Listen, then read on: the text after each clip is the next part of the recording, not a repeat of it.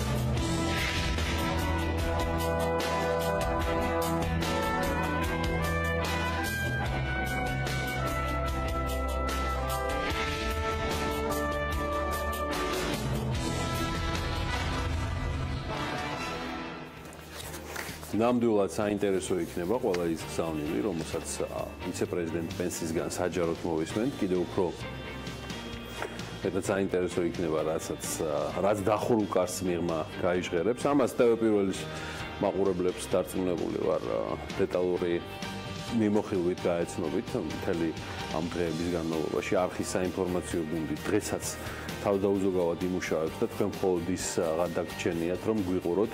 უყუროთ ტელეპირველს და ხო, კიდევ გაითვალისწინოთ შინაგან საქმეთა სამინისტროს გაფრთხილება, ოღონდ საგზაო მოძრაობასთან დაკავშირებით, მაიკლ პენსის ვიზიტთან დაკავშირებით, შინაგან საქმეთა სამინისტროს საპატრულო პოლიციის დეპარტამენტი თბილისის ქუჩებში გარკვეულ შეზღუდვებს აწესებს, კერძოდ 31 ივლისის 10 საათიდან 1 აგვისტოს 17, ანუ საღამოს 5 საათამდე ავტომანქანებით გადაადგილება აიგრძალება ჭანტურიას ქუჩაზე 31 ივლისს კი 20 საათიდან 1 აგვისტოს 16 საათამდე გადაკეტილი იქნება რუსთაველის გამზირი. ასევე 31 ივლისს 19 საათიდან 22 საათამდე შეიზღუდება მოძრაობა კოჯრის გზატკეცილზე კოჯორი თბილისის მიმართულებით. ავტომანქანები მოძრაობენ შიდისიქწანისის დამაკავშირებელი ახალი გზით. მოკლედ მთლიანად აი ამ გრაფიკას მთელი დღის განმავლობაში ცხადია ნახავთ ტელეპირველზე და ასევე ბუნებრივია დატკბით და იყავით საქმის გულში ჩვენი ვებგვერდის bm.gis საშუალებით. მოდი ახლა მივხედოთ ბიზნესის ამბებსაც, სასამართლოს გადაწყვეტილებით კონკურენციის სააგენტო სოკარის საქმეს ხელახლა შეისწავლის. სააგენტოში განმარტავენ, რომ ნავთობკომპანიების საქმეზე სხვადასხვა სასამართლო ინსტანციებში მიმდინარეობს 9 სასამართლო დავა, საიდანაც ერთ-ერთი საქმე უზენაესი სასამართლოს მიერ ხელახალი განხილვისთვის დაუბრუნდა კონკურენციის სააგენტოს და ასე ვთქვათ, მისი შესაბამისად ხელახალი შესწავლაც მოხდება. დანარჩენი საქმეები ამ ეტაპზე არ არის დასრულებული. ციტირებ, დავების დასრულების შემდეგ კონკურენციის სააგენტო იმოქმედებს სასამართლო გადაწყვეტილების შესაბამისად და ყველა დაინტერესებულ მხარეს მიაწვდის ინფორმაციას. განმარტავენ უწყებაში. კონკურენციის სააგენტომ სხვადასხვა კომპანიებს, მათ შორის ვისოლს, სოკარს, რომპეტროლს, გალფს, ლუკოილს და კიდევ 30-ზე მეტ ნავთობკომპანიას ჯამში 55 მილიონი ოდენობის ჯარიმა დააკისრა. ჯარიმები კი შემდეგნაირად გადანაწილდა. სოკარი 14 მილიონ 391,000 ლარი, რომპეტროლი 10 მილიონ 885,000, გალფი 11 მილიონ 267,000, ვისოლი თითქმის 10 მილიონ ნახევარი, ლუკოილი 4 მილიონ 740,000, ასევე ჩამონათვალშია, რომელსაც თქვენ ახლა ხედავთ, შპს ელოილი, ITI, შპს ბინული.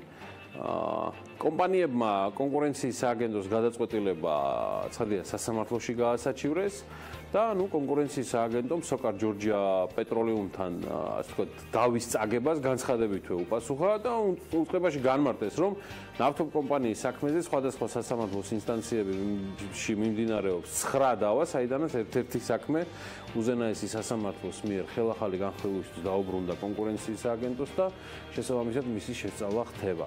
დანარჩენი საქმეები ამ ეტაპზე არ არის დასრულებული და დავების დასრულების შემდეგ კონკურენციის სააგენტო იმოქმედებს სასამართლო გადაწყვეტილების შესაბამისად და ყველა დაინტერესებულ მხარეს მიაწვის ინფორმაციას საქმის მიმდინარეობის შესახებ. ასე ნათქვამია საკმაოდ მოკლე ლაკონურ განცხადებაში. სააპელაციო სასამართლომ კონკურენციის სააგენტოს მიერ სოკარ ჯორჯია პეტროლიუმისთვის დაკისრებული 14 მილიონიანი ჯარიმა ბათილად ცნო, რაც ასე ვთქვათ საქმის კურსს კომპანიის გენერალურმა დირექტორმა დაუდასტურა. ეკონომიკური თანამშრომლობისა და განვითარების ორგანიზაცია გაგიგიათ ალბათ OECD საქართველოს კონკურენციის სააგენტოს კანონის სრულყოფას ურჩევს, მოდი ესე ვთქვათ, მთლიანად საქართველოს ურჩევს. OECD კონკურენციის სააგენტოსთან ერთად უკვე რამდენიმე თვეა საქართველოში არსებულ გარემოს და გამოწვევებს სწავლობს, რომლებზეც მთავრობამ უნდა მოახდინოს რეაგირება, რათა თავისუფალი ღია ბაზრის შემთხვევაში ნამდვილად არსებობდეს რეალური კონკურენცია, რომლის გარეშეც ღია ბაზრის პრინციპების ეფექტურობა ვერ მიიღწევა. ამ მიმართულებებზე ისაუბრეს პარლამენტის დარგობრივი ეკონომიკური პოლიტიკის კომიტეტის თავმჯდომარემ რომან გაგულიამ და ეკონომიკური თავისუფლებისა და ეკონომიკური თანამშრომლობისა და განვითარების ორგანიზაციის OECD-ის კონკურენციის კომიტეტის თავმჯდომარემ ფრედერიკ ჯენიმ შეხვედრაზე ითქვა, რომ გამოვლენილ გამოწვევებზე განვლენილ გამოწვევებზე ეს ყველაფერი კანონმდებლობაში უნდა აისახოს, რისთვისაც ექსპერტები კონკურენციის სააგენტოსთან ერთად შესაბამისი რეკომენდაციას ამზადებენ. ფრედერიკ ჯენის თქმით, კონკურენციის თემაზე მომუშავე ინსტიტუციას კონკურენციის სააგენტოს გაცილებით მაღალი ხარისხის ლეგიტიმაცია და დაცულობა უნდა ჰქონდეს, რათა მაქსიმალურად უზრუნველყოს პოტენციური ინვესტორებისათვის კონკურენტული გარემოს არსებობა. ასევე შეხვედრაზე შეთანხმდნენ, რომ კომიტეტის თავმჯდომარე უახლოეს დღეებში მიიღებს 6 თვის მუშაობის შედეგად მომზადებულ ანგარიშს. ამის შემდეგ ერთობლივად გააგრძელებენ ცხადია მუშაობას საჭირო საკანონმდებლო ცვლილებების განსახორციელებლად. ნახოთ, რას და როგორ იმოქმედებენ ნოდარ ხადურის უწყებაში. კარგი, მე როგორც ვთქვი, მისი ყოფილი უწყებიდან კი სიახლეები ქვეყნდება, გულისხმობ ნოდარ ხადურის უწყებიდან და ფინანსთა სამინისტროს ინფორმაციით 2017 წლის 6 თვის მონაცემებით საგადასახადო კოდექსის კონკრეტული მუხლებზეა საუბარი 309 მუხლის 37 ნაწილით 35391 გადამხდელს ჯამში მილიარდ 585 მილიონი ლარი ჩამოეწერა. შემოსავლების სამსახურის მონაცემებით ავტომატურად დაკმაყოფილდა 41 გადასახადის გადამხდელის მოთხოვნა, ხო როგორი სიმბოლურია 41 გადასახადის გადამხდელის მოთხოვნა და დაბრუნებულმა თანხამ 3.422.300 ლარი შეადგინა. საგადასახადო კოდექსში შეტანილი ცვლილებების შედეგად საგადასახადო კოდექსის აღნიშნულ მუხლებზე, ანუ 309 და 309 მუხლის 37 ნაწილი ჩამოყალიბდა ახალი რედაქციით, რომლის შესაბამისად ჩამოწერას დაექვემდებარა მაგალითად კი არა კონკრეტულად 2005 წლის 1 იანვრამდე წარმოშობილი და ამოქმედებამდე გადაუხდელი საგადასახადო დავალიანების თანხა თუ პირს თანხის ჩამოწერამდე აქტივობები არ უკავშირდება 2009 წლის 1 იანვრამდე წარმოშობილი აღიარებული საგადასახადო დავალიანების დარიცხული საურავი და 2009 წლის 1 იანვრამდე დარიცხული აღიარებული ჯარიმა აღიარებული გადასახადის თანხის გადახდის პირობით თუ პირს თანხის ჩამოწერამდე აქტივობები არ უფიქსირდება. საკონტროლო სალარო აპარატის გამოყენების წესების დარღვევისთვის ფიზიკური პირისთვის 2013 წლის 1 იანვრამდე დაკისრებული დარიცხული და ამ ნორმის ამოქმედებამდე გადაუხდელი ჯარიმა. ეს უკანასკნელი მე მგონი განსაკუთრებით საინტერესო იყო ყველასთვის, რადგან ნამდვილად მილიარდ ნახევარი ნამდვილად არ არის მცირედი თანხა.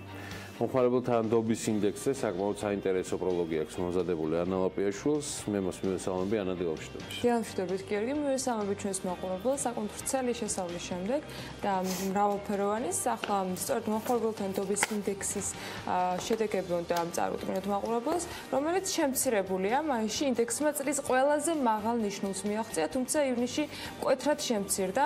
მომხმარებელთა ნდობის ინდექსი ICET-ის მიერ ივნისში მომხმარებელთა განწყობების ნაწილში არის შეფასებული 3.2%-ით შემცირებით და ქართველები მომავლის მიმართ უფრო ნეგატიურად არიან განწყობილები ვიდრე ოპტიმისტურად ნათქვამია ICET-ის მიერ გამოქვეყნებულ დასკვნაში. მიუხედავად ამისა, რესპონდენტების უმრავლესობა ქვეყანაში მომდევნო 12 თვის განმავლობაში ეკონომიკური სიტუაციის სტაბილიზებას ელოდება. მომხმარებელთა ნდობის ინდექსი ორი კომპონენტისგან შედგება და მიმდინარე სიტუაციის ინდექსი, რომელიც 3.9% არის დაცემული, მოლოდინების ინდექსის ნაწილში კი 2.6%-ით შემცირებული, მომავალში ვარაუდობენ, რომ გაიზრდება. გამოკითხული რესპონდენტების 48.5% ამბობს, რომ ბოლო 12 თვის განმავლობაში მისი ეკონომიკური მდგომარეობა უცვლელი დარჩა, ხოლო 34% აღნიშნავს, რომ მცირედით გაუარესდა მდგომარეობა. გამოკითხული რესპონდენტების მხოლოდ 10%-ზე ნაკლები ამბობს, რომ ბოლო 1 წლის განმავლობაში მათი ეკონომიკური მდგომარეობა გაუმჯობესებულია. რესპონდენტების 35% მომდევნო 12 თვის განმავლობაში საკუთარი ოჯახის ფინანსური მდგომარეობის ცვლილებას საერთოდაც არ ელოდება და 52.4% მიიჩნევს, რომ ბოლო 12 თვის განმავლობაში ქვეყანაში ეკონომიკური მდგომარეობა მცირედით გაუარესებულია. 19.9%-ისათვის კი საგრძნობლად გაუარესებული. ბოლო სიტუაციის გაუმჯობესებაზე მხოლოდ 3.3% მიუთითებს. ამასთან გამოკითხულთა ყველაზე დიდი წილი, ანუ 27.7% ამბობს, რომ მომდევნო 12 თვეში ქვეყანაში ეკონომიკური მდგომარეობა მცირედით გაუარესდება. 26.3% კი საერთოდ არ ელოდება ცვლილებას. რესპონდენტების 35%-მა მიიჩნია, რომ მომდევნო 12 თვის განმავლობაში, ანუ 1 წლის პერიოდში პროდუქციის ფასების ზრდა მოსაოდნელია, ფასების შემცირების იმედი კი მხოლოდ რესპონდენტების 14%-ს აქვს. 13% იმასაც ამბობს, რომ ზრდა ისეთივე ტემპით გაგრძელდება, როგორც ეს ბოლო 1 წლის განმავლობაში იყო და 43% თვლის, რომ მომდევნო 12 თვეში ქვეყანაში დასაქმებულების რაოდენობა სულაც არ გაიზრდება. ამასთან 18% უმუშევრობის კიდევ უფრო ზრდასაც ელოდება. რესპონდენტების 56%-ს ასევე მიაჩნია, რომ გამომდინარე ეკონომიკური მდგომარეობიდან თანხის დანაზოგის გასაკეთებლად კარგი დრო ახლა არ არის და 16%-ს აქვს ასეთი მოსაზრება, რომ დანაზოგის გასაკეთებლად ძალიანაც ცუდი დროა. 55% კი მომდევნო 1 წლის განმავლობაში, ანუ 12 თვეში დანაზოგის გაკეთებას საერთოდ არ გიგვავს. ასეთი არის შეფასებები, მოლოდინები და აღქმა იმისა, რა ხდება ქვეყანაში, როგორ აღიქვამს საზოგადოება ეკონომიკურ მდგომარეობას, რამდენად აქვს მოლოდინი, რომ მათი მდგომარეობა გაუმჯობესდება, ან როგორი არის წინა პერიოდთან შედარებით ასევე მათი შეფასებები სწორედ ეკონომიკურ მდგომარეობასთან დაკავშირებით. მონაცემები საკმაოდ გაუარესებული არის წინა პერიოდთან შედარებით, მიუხედავად იმისა, რომ როგორც აღნიშნეთ, მაისში ძალიან მაღალი მაჩვენებლები იყო, ივნისში ამ მაჩვენებლებმა მოიკლო. ასეთი ამბები გვაქვს, ახლა გვაქვს კიდევ თქვენთვის მომზადებული კალენდრის სკოლაში, რომელსაც შემოგთავაზებთ და მე კიდევ ერთი საინტერესო ამბავი მოგიყვეთ. 1790 წლის 31 ივლის ამერიკის შეერთებულ შტატებში გაიცა პირველი პატენტი. სახელმწიფოს მიერ გაცემული საბუთი, რომელიც ადასტურებს მისი მფლობელის განსაკუთრებულ უფლებას გამოგონებაზე, რომლის არსიც ის არის, რომ მფლობელს შეუძლია აკრძალოს მისი გამოგონების უნებართვო გამოყენება. 1930 წლის 31 ივლის გერმანიის ეროვნული ასამბლეა ვაიმარის კონსტიტუციას იღებს. გერმანიის ისტორიაში პირველი დემოკრატიული კონსტიტუცია, რომელიც მიიღეს 31 ივლის დამტკიცდა 11 აგვისტოს და ძალაში იმავე წლის 14 აგვისტოს შევიდა. იგი აფუძნებდა ფედერაციულ რესპუბლიკას მმართველობის შერეული, საპრეზიდენტო და საპარლამენტო ფორმით. ვაიმარის კონსტიტუციის მრავალი მუხლი უცვლელად იყო აღებული მისი წინამორბედი. 1848 წლის პაულს კირხეს კონსტიტუციიდან ამ მუხლებიდან ბევრი დღემდე შემორჩა გერმანიის თანამედროვე კონსტიტუციაშიც. 1954 წლის 31 ივლის პირველი ასვლა მწვერვალზე კაორი განხორციელდა იტალიელთა ექსპედიციის მიერ არტიტო დესიოს მეთაურობით. კაორი დედამიწაზე სიმაღლით მეორე მწვერვალია ევერესტის შემდეგ.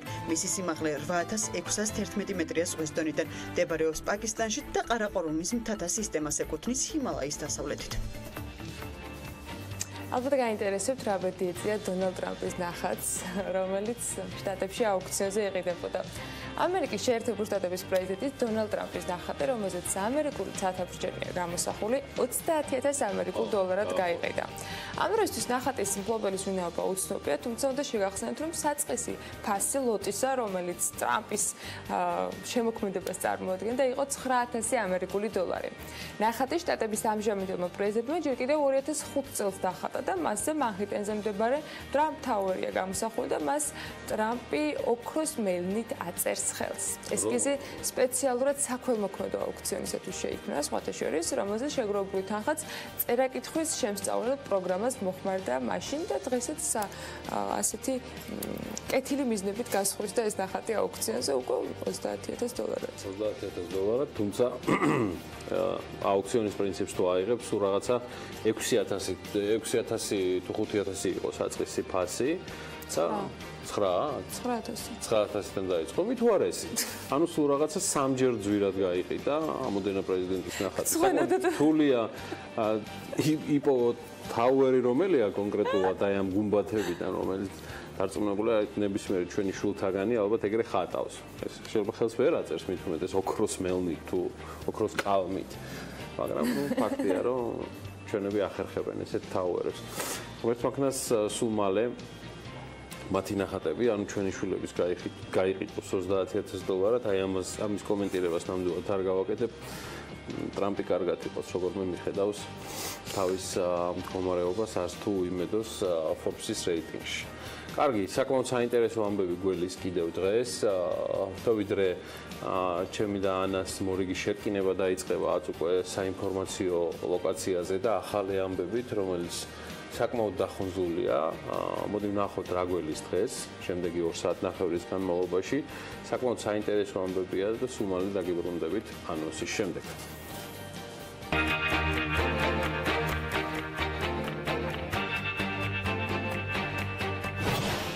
11 ივლისის საქმიანი დილა სტარტაპერის რუბრიკით იწყება. მას პინძლობთ პროგრამის მენეჯერს ნათია სვანიძეს და ნიკა ღვაბერიძეს. სტუმრობენ გიორგი ზვიადაძე და გიორგი ქეშელაშვილი. მითების მსხვერპლში გიორგი რევიშვილი დაგვეხმარება. თათია ჩაფიჩაძე სტუმრებთან ერთად საზაფხულო ბანაკებთან დაკავშირებით ჩაგვაყენებს საქმის კურსში. ოშაბაც ლიკა ქარდავასტუმარი დავით ნარმანია იქნება. დილა უნდა იყოს საქმიანი და რა თქმა უნდა ტელეპიროზე.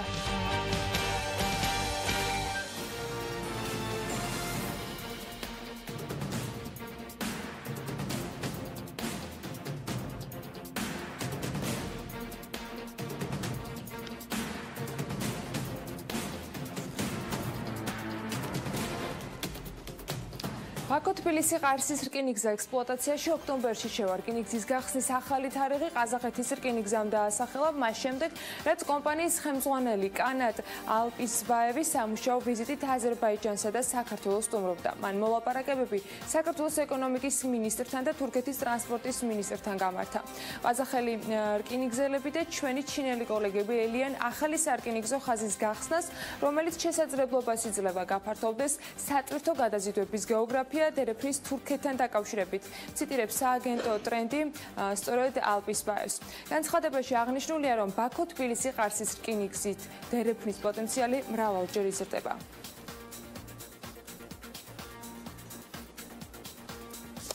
ქართველი მეწარმეები პროდუქციის პოპულარიზაციას ევროპის მეწარმეთა ქსელის მეშვეობით შეძლებენ. მემორანდუმი ტექნოპარკში უკვე გაფორმდა. მემორანდუმის მიზანი არის, რომ ევროპის მეწარმეთა ქსელის გამოყენებით მოხდეს ქართველ მეწარმეთა პროდუქციის ექსპორტზე გატანისათვის ხელშეწყობა, ინვესტიციების მოზიდვა, საერთაშორისო პარტნიორული ურთიერთობების ჩამოყალიბება და სავაჭრო ფორუმების ინიცირება ორგანიზებაში მონაწილეობა. ეკონომიკის სამინისტროს ინფორმაციით, ევროპის მეწარმეთა ქსელი 600-ზე მეტი ორგანიზაციის დახმარებით 67 ქვეყანაში ოპერირებს. მასში ჩართულ კომპანიას საშუალება მიეცემა გაავრცელოს და მიიღოს ბიზნეს წინადადებები და საპარტნიორო შეთავაზებები პლატფორმაში გაწევრიანებული ათასობით უცხოური კომპანიისგან. სააგენტოს საწარმოო საქართველოში დირექტორი აღნიშნავს, რომ პლატფორმა საკმაოდ მნიშვნელოვან ფუნქციას შეასრულებს ქვეყანაში ბიზნესის განვითარებასა და მეწარმეობისათვის საჭირო ინფორმაციის მიწოდების თვალსაზრისით.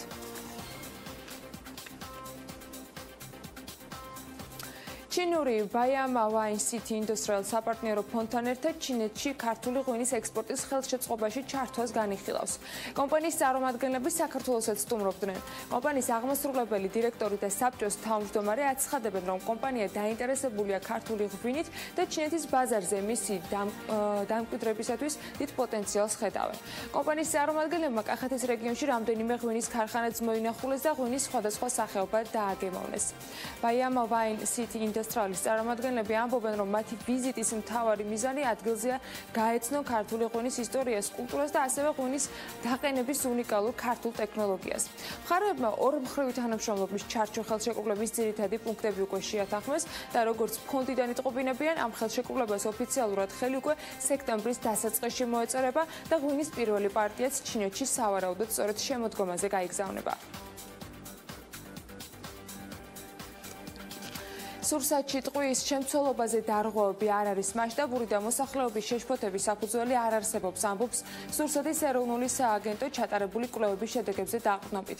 მათივე ინფორმაციით, მათ მიერ 2012 წლიდან ხორციელდება ცხოველური და არაცხოველური წარმოშობის სურსათსა და სასმელ წყალში მძიმე მეტალების, მათ შორის ტყვის შემცველობაზე კვლევები. დარღვევებთან დაკავშირებით კი დაუყოვნებლივ ტარდება კანონმდებლობით გათვალისწინებული ღონისძიებები, რაც მავნეს სურსათის სარეალიზაციო ქსელიდან ამოღებას და განადგურებას გულისხმობს. საპარტნიორო ფონდი ლიკანის კომპლექსის რეაბილიტაცია რესტავრაციისათვის საჭირო საპროექტო სამუშაოებს იწყებს.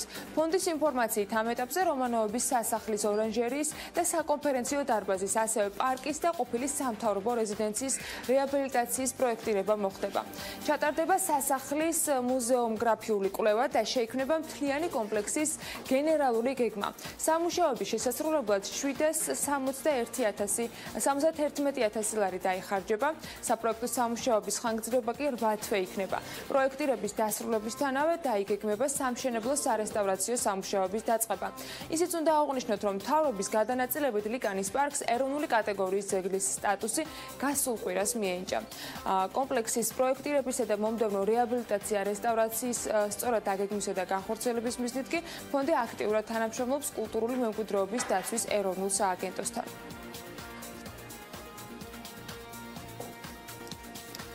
ჰაიატის ბრენდის სასტუმროს მშენებლობა უახლოეს პერიოდში განიხილება. კომპანიის გენერალურმა დირექტორმა მინდია გადაევმა განაცხადა, რომ იუსტიციის სამინისტროს შენობის ადგილას რუსთაველის პროპერტის მიერ დაანონსებული სასტუმროს მშენებლობაზე სამუშაოებისათვის მობილიზება მიმდინარეობს. პროექტი დაფინანსების გამოა გაჭიანურებული, დიდი დრო დასჭირდა საინვესტიციო პორტფელის დახურვას და საერთაშორისო საფინანსო ინსტიტუტთან ხელშეკრულების გაფორმებას, რომლის სახელსაც ჯერ გადაევი არასაჯაროებს.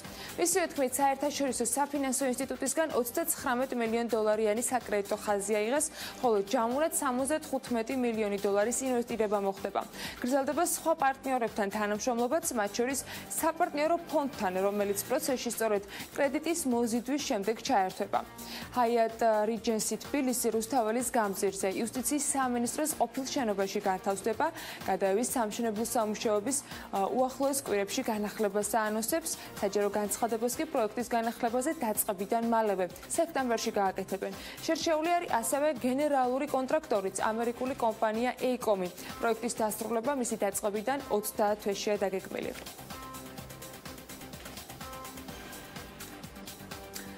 Starbucks-მა ფინანსური მაჩვენებლები გამოაქვეყნა და შტატების საცალო და სარესტორნო ბიზნესის შესუსტების ფონზე ამ კვარტალში პროგნოზი შეამცირა. 2 ივლისს დასრულებულ მესამე კვარტალში კომპანიის წმინდა მოგება 8.3%-ით 691.6 მილიონამდეა შემცირებული. ამავე დროს Starbucks-ის ობიექტები, რომლებიც არანაკლებ 13 თვეზეა, რაც ფუნქციონირებს, გაყიდვების 5%-იან ზრდას აჩვენებენ. კომპანიამ შეამცირა წლიური სამიზნე მაჩვენებელი და ერთ აქციაზე წმინდა მოგება $1.96-დან $1.97-მდე დიაპაზონში ივარაუდა. როიტერი აღნიშნავს, რომ შტატებში მოთხოვნის შემცირების გამო შეშფოთებული Starbucks-ი ფსონს ახლა ჩინეთზე აკეთებს და კომპანიის ხელმძღვანელი ამბობს, რომ მსოფლიოში უმსხვილესი ქსელი ჩინეთში გრძელვადიან ინვესტირებასაც აგრძელებს. ადრე Starbucks-მა უკვე განაცხადა, რომ შეიძენს ის ჩაინაში დარჩენილ 50%-იან წილს, რომელიც $1.3 მილიარდი გადახდას მოითხოვს. იაპონური კომპანია Toyota ავტომობილზე მუშაობს, რომელიც რამდენიმე წუთში დაიტანება. ამასთან დაკავშირებით როიტერმა იაპონურ პრესაზე დაღნობით გაავრცელა ინფორმაცია. სავარაუდოდ ელექტრომობილი გაყიდვაში 2022 წელს ჩაეშვება. ამჟამად ყველა ელექტრომობილი ლითიუმ-იონიუმ ბატარეაზე მუშაობს და Toyota-ს ელექტრომობილი მყარ-ტანიან ბატარეებზე იმუშავებს. ამის შედეგად კი დატენვის ხანგრძლივობა კიდევ უფრო შემცირდება და თან საგრძნობლად. Toyota-ში ამ თემაზე კომენტარზე უარს აცხადებენ. ფრანგულმა მოდის სახლმა Louis Vuitton-მა პირველი smart საათი გამოუშვა. Louis Vuitton-მა საათი Google-ისა და Qualcomm-ის პარტნიორობის ფარგლებში შეიმუშავა და ის ოპერატიულ სისტემა Android Wear 2.0-ზეა. საათს ბატარეა 1 დღე-ღამის განმავლობაში ყოფნის და Vuitton-ის ჭკვიან საათს გააჩნია Android Wear-ისათვის დამახასიათებელი სტანდარტული ფუნქციები, თაიმერი, მაღვიძარა, ამინდის პროგნოზი, ზარების შეტყობინება, ელექტრონული პოსტა და მესიჯები. კომპანიის წარმომადგენლები ამბობენ, რომ საათი ახალგაზრდებზე და იმ ადამიანებზეა გათვლილი, ვისაც მოგზაურობა იზიდავს. სპეციალურად მოგზაურობის მოყვარულებისათვის საათს ექნება 2 აპლიკაცია, რომელიც მომხმარებლებს დაგეგმილ რეისებსა და აეროპორტებში მიმდინარე ცვლილებებზე ინფორმაციას მიაწვის.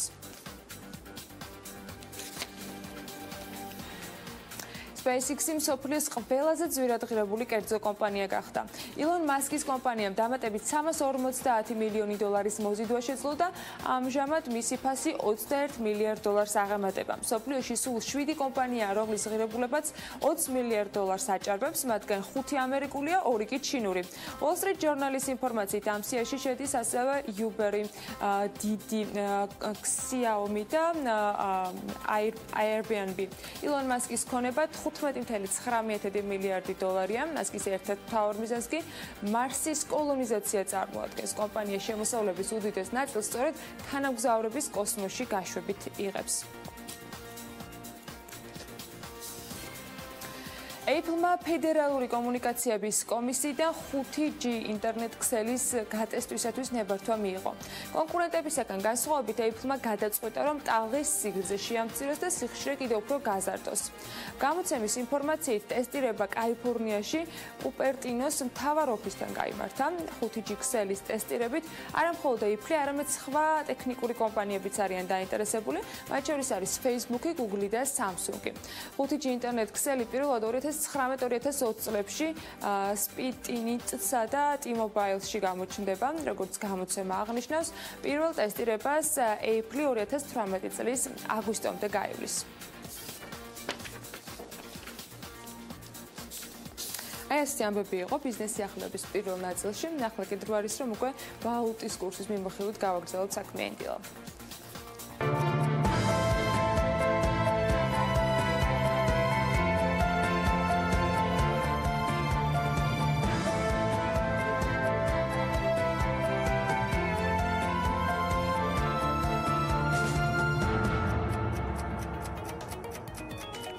დიდად არაფერი შეცვლილა პარასკევის ვაჭრობის შედეგად, შედარებით ძალიან მცირედით გაუფასურებული არის დოლარი და იგი 2 და 50 შეადგენს, ევროც გაუფასურდა, მისი შეძენა შეგეძლება 2 ლარად და 82 თეთრად, 81 თეთრად მემაპატიეთ.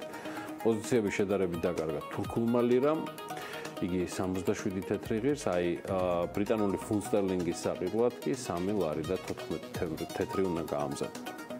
ამ მოხილვაში ცოტა ბანკებსაც გადავხედოთ, ბოლო განახლებული მონაცემებით, ეგრეთ წოდებულ კაპიტალზე მომგებიანობის ყველაზე მაღალი კოეფიციენტი 8-ზეა საუბარი. საქართველოს ბანკს აქვს და უმსხვილესი ბანკების top 5-ს კი ამ შემთხვევაში პროკრედიტი გამოეთიშა 7.3 კოეფიციენტით, ბაზარზე მოქმედი 16 ბანკიდან წლის პირველი ნახევარი უარყოფითი მაჩვენებლით 2 ბანკმა დაასრულა. ერთი სიახლე ქართულ საბანკო ბაზარზე გახავთ კიდევ ის, რომ და რთული იქნებოდა ცოტა შორის, რომ საქმიანი დილაში არ გავაზიაროთ და ვერ მოვასწროთ ამ მისთმა. ჩინეთის განვითარების ბანკმა, ბაზის ბანკს 15 მილიონ დოლარიანი საკრედიტო ხაზი გამოუყო. საკრედიტო ხაზი მცირე და საშუალო ბიზნესის დაფინანსებას მოხმარდება. ჩინეთის განვითარების ბანკი მსოფლიოს ერთ-ერთი უმსხვილესი ფინანსური ინსტიტუტია. 2016 წლის მდგომარეობით ბანკს კრედიტის სახით აქვს 347 მილიარდი დოლარი გაცემული. აღსანიშნავია, რომ ბაზის ბანკმა ჩინეთის განვითარების ბანკისგან ჯერ კიდევ 2016 წელს 5 მილიონი დოლარის საკრედიტო ხაზის ათვისება შეძლო. კარგი, ეს იყო პროგნოზები და შედარებით დაბატებით ინფორმაცია ბანკებთან დაკავშირებით.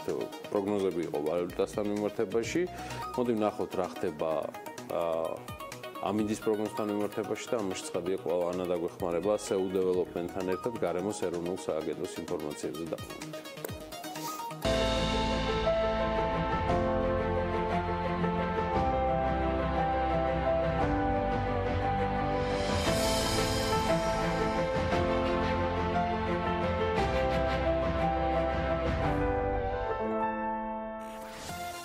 ეროვნული სააგენტო იტყობინება, რომ საქართველოში ამით განპირობებული იქნება ამიერკავკასიის ჩრდილოეთით მდგარი გრილი და სამხრეთიდან გავრცელებული ცხელი ჰაერის მასების ურთიერთქმედებით. შესაბამისად, მოსალოდნელია დრო გამოშვებით ღრუბლიანობის მომატება, ზოგან ხანმოკლე წვიმა და ელჭიქი და ზოგან იქროლებს დასავლეთის მიმართულების ქარი. სოხუმში უნალექოთ ჩაივლის მაინც დღე და 29 გრადუსი იქნება, ბათუმში მცირე წვიმა ანავარაუდები და 28 გრადუსი დაფიქსირდება, ქობულეთშიც ანალოგიურად 28 გრადუსი იქნება მაქსიმალური ტემპერატურა. ქუთაისში 30 გრადუსი მიაღწევს ჰაერის ტემპერატურა და ხანმოკლე წვიმა ანავარაუდები და ზუგდიდში 29 გრადუსი დაფიქსირდება. ოზურგეთში 31 გრადუსამდე გათბება ჰაერი, თუმცა ხანმოკლე წვიმა ანავარაუდები, ონში 28 გრადუსი დაფიქსირდება და გორში 36. უნალექოთ ჩაივლის აქ დღე. ისევ როგორც ცხინვალში და 35 გრადუსი არის ნავარაუდები. მარნეულში 38, რუსთავშიც 38 და ახალციხეში 31 გრადუსი. ბორჯომში 32 გრადუსი იქნება, ბაკურიანში 26, ახალქალაქში 26 გრადუსი და სტეფანწმინდაში 26 გრადუსი, თუმცა უკვე წვიმასთან ერთად. თელავში უნალექოთ ჩაივლის დღე და 36 გრადუსია ნავარაუდები, რაც შეეხება დედაქალაქს, თბილისში დრო გამოშვებით ღრუბლიანობა მოიმატებს, შესაძლებელია მცირე ხანმოკლე წვიმა იყოს, იქროლებს დასავლეთის მიმართულების ქარი და ჰაერის ტემპერატურა 36 გრადუსამდე ავა. მადლობა ანას. ელექტროენერგიის ბუნებრივი გაზისა და სასმელი წყლის მომხმარებლებს სიახლე მაქვს დავალიანების გადაუხდელობის გამო მომარაგება არ შეუწყდებათ. ანუ აღარ შეგიძლებათ საღამოს საათებში, შაბათ-კვირას. საქართველოს შრომის კოდექსის დადგენილ უქმედღეებსა და უქმედღეების წინა დღეს. მოკლედ, ახალი რეგულაციები საქართველოს ენერგეტიკისა და წყალმომარაგების მარეგულირებელი ეროვნული კომისიის ნორმატიულ აქტებში დადგინდა. გარდა ამისა, სემეკის წესებში სხვა ახალი რეგულაციებიც განიცადურა, კერძოდ გადაუხდელობისთვის გათიშული მომხმარებლებისთვის მომარაგების აღდგენა კომპანიამ უნდა უზრუნველყოს დავალიანების გადახდის ასახვიდან. ანუ მომხმარებლის მიერ ამ დავალიანების გადახდის დამადასტურებელი ქვითრის წარდგენიდან ან კომპანიასა და მომხმარებელს შორის დავალიანების ეტაპობრივი გადახდის გრაფიკის ხელშეკრულების გაფორმებიდან არაუმეტეს 5 საათისა. თუ გადახდის ასახვა, გადახდის დადასტურება ან გადახდაზე შეთანხმება მოხდა დილის 9 საათიდან დღის 4 საათამდე, 16 საათამდე. მაღალმთიან დასახლებებში ეს ყველაფერი განისაზღვრა 14 საათამდე. ამ შემთხვევაში თუ გადახდის ასახვა, გადახდის გადასტურება ან შეთანხმება მოხდა 16 საათის შემდეგ და როგორც გითხარით, მაღალმთიანი რეგიონის განვითარების შესახებ საქართველოს კანონმდებლობის შესაბამისად ეს 14 საათის შემდეგ იქნება. მომარაგების აღდგენა უნდა მოხდეს შემდგომი კალენდარული დღის, არაუგვიანეს 12 საათისთან. ჩვენ შედარებით უფრო დეტალურად გავშვით ამ თემას, რომელიც დაწუნებული ვარ. მომხმარებლებს, ყველა ჩვენს მაყურებელს განსაკუთრებულად აინტერესებს სემეკის ეს გადაწყვეტილება, რომელიც ყველაზე მეტად აისახება მომხმარებლების და კომუნალური სამსახურების და კომპანიების ურთიერთობებზე. კარგი, ეხლა დროა რომ გავიდეთ მოკლე რეკლამაზე, მით უმეტეს საკმაოდ საინტერესო თემები გველის, წინ სტარტაპერია და კიდევ უამრავი ჩართვა. რეკლამა ძალიან საინტერესოა, ტელევიზორზე დაგველოდეთ სულ მალე დაგებრუნდებით.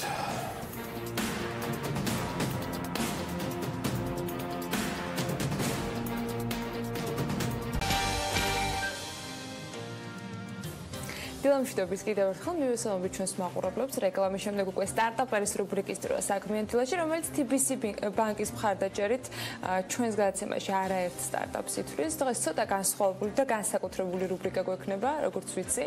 დანარჩენზე უკვე შოთა თავად გვეტყვის რატომ და როგორ. დილამშვიდობის შოთა, მივესალმებით ჩვენს სტუმრებს და პრინციპში სტუმრობამდე ველოდები ერთ საინტერესო ინფორმაციას. მოგესალმებით, ანა, გიორგი, მივესალმებით მაყურებელს. საქმიანი დილა შეგახსენებთ, რომ აქტიურად აშუქებს პროგრამის მიმდინარეობას, თბილისი სტარტაპერის მიმდინარეობას და ჩვენი რუბრიკის მეშვეობით უკვე 100-მდე სტარტაპერი გაიცნო საზოგადოებამ. რუბრიკაზე მუდმივად ნინი ლონგურაშვილი მუშაობდა და ახლაც ერთ-ერთ სტარტაპერთან არის, საიდანაც პირდაპირ ეთერში ჩაგვერთვება და პროგრამაზეც რამდენიმე სიტყვას გვეტყვის. ნინი ლონგურაშვილი და შემდეგ უკვე დავბრუნდებით სტუდიაში ჩვენ სტუმრებთან ერთად. ნათია სვანიძე, პროგრამის სტარტაპერის მენეჯერი და ნიკა ხვაბერიძე, სტარტაპერის გუნდის წევრი. დილამშვიდობისა, შოთა, მივესალმებით ჩვენ მაყურებელსაც, მივესალმებით ჩვენ თანაწამყვანებსაც. მე ახლა ვარ ლეღვთახევში, არაჩვეულებრივ ადგილას, ბარ ლეღვში. და ალბათ აღარ არის საჭირო იმის ახსნა, თუ რატომ ქვია ამ ბარს ლეღვი. გარდა იმისა, რომ ადგილმდებარეობა აქვს ლეღვთახევში, აქ არის ბებოს მიერ გაკეთებული ლეღვის, ალუბლის კომპოტები, ლეღვის, ალუბლის, ატმის და სხვადასხვა ხილის კომპოტები. ჩვენ ეს ბარი ერთხელ გავაშუქეთ, ჩვენ აქტიურად ვაშუქებთ სტარტაპერებს, იმ ახალგაზრდებს, რომლებიც ათასობით იდეით სავსე არიან და ახლა მე კითხვით გადავალ ნათია ნადირაშვილთან, რომელიც ჩვენთან ერთად იმყოფება და მისი პატარა გოგონაც, ხო? დილამშვიდობისა. დილამშვიდობის. ჯერ ვერაფერს ვერ გვეტყვის, როგორც ვატყობ, მიკროფონი მოწონს, მაგრამ ცოტა ხანი დაგვაცადე, ხო? ნათია, მოგვიყევი სტარტაპერის შესახებ, როგორ დაგეხმარათ აი ეს პროგრამა? დილამშვიდობის, მივესალმებით თქვენს მაყურებელს. სტარტაპერი ნამდვილად ძალიან დაგვეხმარა. ძალიან დადებითი გამოხმაურება ჰქონდა სტარტაპერში ვიზიტის შემდეგ. ჩვენი მომხმარებლების რაოდენობა მოიმატა, რა თქმა უნდა. და ძალიან კმაყოფილები ვართ და ძალიან მადლიერები ვართ ამ პროგრამის რომ მოხვდით და მინდა რომ დიდი მადლობა გადაგიხადოთ ამისთვის. რაიმე ფინანსური დახმარება მიიღეს თუ როგორ ჩაებით? აი, საიდან გაიგეთ ამ პროგრამის შესახებ? იცით როგორ იყო ფინანსური დახმარება არ მიგვიღია, ანუ ძირითადად ცნობადობის ამაღლებისთვის გამოვიყენეთ, ანუ ამ მიმართულებით უფრო დაგვეხმარა. ძალიან დიდი მადლობა, მადლობა იმისთვის რომ იყავით დილიდან ჩვენთან ერთად, მადლობა რომ აი ასეთ არაჩვეულებრივ ადგილას გაქვთ ბარი და ტურისტებს ძალიან მოსწონთ, როგორც ვიცით, თქვენი ბარი და საკმაოდ ხშირი სტუმრებიც არიან. ნამდვილად, მადლობა. მადლობა, მე კი მაყურებელს შევახსენებ, საქმიანი დილა, როგორც შოთამაც აღნიშნა, მუდმივად აშუქებს სტარტაპერებს, ჩვენ ეთერში 100-მდე და სტარტაპერი გაიცნო საზოგადოებამ. ახლა მე როგორც ვიცი, შოთასთან ერთად არის საქმიანი დილის სტუდიაში სტუმრები, რომლებიც ჩვენ მაყურებელს უფრო დეტალურად გააცნობენ აი ამ პროგრამის შესახებ, რომელიც თბილისის ბანკმა უკვე 5 თვე შეაჯამა და ამ პროგრამაში 2 მილიონი ფინანსური რესურსი გაიცა. პროგრამა სტარტაპერის ფარგლებში სტარტაპერები უკვე 2 მილიონი ლარის დაფინანსდნენ. თბილისის ბანკის პროგრამა 5 თვის შედეგებს აჯამებს. პროგრამის დაწყებიდან დღემდე სტარტაპის ესხით უკვე 50-მა სტარტაპერმა ისარგებლა და დამწყები ბიზნესების ხელშესაწყობად 2 მილიონი ლარის ფინანსური რესურსი გაიცა. საქმიანი დილა აქტიურად უწევს პოპულარიზაციას სტარტაპერის პროგრამას შესაბამისად. ჩვენი გადაცემის რუბრიკის სახელწოდებით სტარტაპერის მეშვეობით 4 თვის განმავლობაში უკვე 100-მდე სტარტაპ კომპანია და მათი დამფუძნებლები გაიცნო საზოგადოებამ. და მათზე რეპორტაჟებიც მომზადდა. ერთ-ერთი ასეთი სტარტაპერია მზეთამზე, ქართული ხორბლის პური, რომელიც ქართული ხორბლის ჯიშებისგან უმაღლესი ხარისხის პროდუქციას აწარმოებს. ზეთამზე არის კომპანია, რომელიც 2 წელია უკვე ქართული ჯიშის ხორბლისგან ძველი ტრადიციული მეთოდით, ანუ პურის დედაზე აწარმოებს ძალიან გემრიელ სასარგებლო და ძალიან სასარგებლო პურს.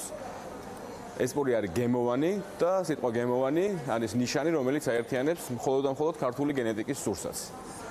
სტარტაპერში ჩავერთეთ დაახლოებით 3 თვის წინ, რომელმაც საშუალება მოგცა იმისა, რომ გაგვევითარებინა ჩვენი სავაჭრო წერტილები და ასევე დაგვეხმარა ჩვენი ახალი ქარხნის მოწყობაში, რომელშიც ძალიან მალე გადავალთ. კიდევ ერთი სტარტაპერი მოხდა ჩვენს რუბრიკაში Pirveli. ეს არის კომპანია, რომელიც საქართველოში დამზადებული ბავშვის ტანსაცმელს აწარმოებს 100%-იანი ნატურალური ქსოვილებისგან 1-დან 12 წლამდე ბიჭებისათვის და გოგონებისათვის. ის Pirveli 1 წელი არსებობდა და რაც შეგვეძლო ამ 1 წლის განმავლობაში ჩვენი რესურსით ყველაფრის მაქსიმუმს მივაღწიეთ, მაგრამ ყველაზე მეტად რაც გვჭირდებოდა ეს იყო ჩვენი სამკერვალო, იმიტომ რომ სულ დავდიოდით რაღაც სხვა ხან მკერავებთან სახლებში, ხან სხვადასხვა სამკერვალოებში და ძალიან გვირთულდებოდა ამითი პროცესი. ამიტომ სტარტაპერით პირველ რიგში მოვაგვარეთ ეს, რომ გავაკეთეთ ჩვენი სამკერვალო, სადაც ვკერავთ და ჩვენ მეთვალყურეობის ქვეშ ხდება ყველაფერი და რა თქმა უნდა ეს ძალიან კარგი და მნიშვნელოვანია ხარისხით და ასე შემდეგ ყველაფერი უკეთესი გვაქვს. ასევე ძალიან გვჭირდებოდა გაყიდვის ობიექტი, იმიტომ რომ აქამდე ონლაინ ხდებოდა მხოლოდ და 2 ობიექტში ყიდდით ჩვენ რაღაცეებს და ეხლა გვექნება ჩვენი საკუთარი, მოლებში გვექნება ჩვენი კუნძულები და ესეც ამ პროგრამის მეშვეობით მოვახერხეთ. დაედვენი ახალი სარეკლამო კომპანია, რომელიც მომხმარებლებს ვიდეო გადაღების სრულ მომსახურებას თავაზობს. სტარტაპერში ჩართვიდან მალევე დაგვჭირდა თბილისის მხრიდანაც მხარდაჭერა, ვისარგებლეთ თბილისის სტარტაპს ესხით, რომელიც ძალიან დაგვეხმარა გარკვეული ხარჯების შემცირებაში. ჩვენ შევიძინეთ აპარატურა და რეალურად რამდენიმე თვით წინ წაგვწია სამუშაო პირობები გაგვიმარტივა ამ ყველაფერმა და ჩვენ დღეს უკვე შეგვიძლია რომ იმ თანხებით, რომელიც დავუზოგეთ ქირაზე, ტექნიკის, რადგან ტექნიკა შევიძინეთ, ჩვენ უკვე შევძელით რომ ახალ ოფისში სახელი ოფისი ვიქირავთ, ახალ ოფისში გადავდივართ ცოტა ხანში და თან ეს ყველაფერი მოხდა ძალიან ოპერატიულად და ძალიან მე ვფიქრობ რომ ესეთი პროექტი ყველა სტარტაპისთვის ერთი ძალიან დიდი წინ გადადგმული ნაბიჯი, მით უმეტეს დღეს, როცა ყველაფერი ძალიან აჩქარებული არის და ყოველ დღეს და ყოველ კვირას დიდი მნიშვნელობა აქვს, კონკურენციაც დიდია და სწრაფად გიწევს გადაწყვეტილებების მიღება და დიდი დრო არ გაქვს იმისთვის, რომ რაღაც 6 თვეელოთ, რაღაცას 4 თვეელოთ, ასე რომ მშვენიერი თანამშრომლობა შედგა ჩვენ შორის. პროგრამაში მონაწილე სტარტაპერები სხვადასხვა სფეროში ოპერირებენ, მათ შორის არის სამშენებლო სექტორი, ფეხსაცმლისა და ტანსაცმლის წარმოება, სოფლის მეურნეობა, ტურიზმი, ტრანსპორტირება და ლოჯისტიკა, ჯანდაცვა ტექნოლოგიები და სხვა. პროგრამის დაწყებიდან დღემდე სპეციალურად სტარტაპერებისათვის დანერგილი ტრენინგებისა და მასტერკლასების კურსს, რომლებსაც სხვადასხვა სფეროს პროფესიონალები უძღვებენ, უკვე 300-მდე სტარტაპერი დაესწრო, რაც მათ ბიზნესის მართვის უნარების გაუმჯობესებაში ეხმარებათ. სტარტაპს ესხის გარდა პროგრამის ფარგლებში სპეციალურად სტარტაპერებისათვის შეიქმნა საბანკო პროდუქტების პაკეტი სტარტაპ ენერჯი ბარათი, რომელიც საწვავზე 15 თეთრიან ფასდაკლებას გულისხმობს და სტარტაპ ლიზინგი. დამწყებ ბიზნესებს ამ პროდუქტებზე შეღავათიანი ტარიფებით სარგებლობის შესაძლებლობა აქვთ. პროგრამის ფარგლებში სპეციალურად სტარტაპერებისათვის სიახლეები მუდმივად ინერგება და უახლოეს მომავალში არაერთი ინიციატივისა და პროექტის განხორციელება იგეგმება.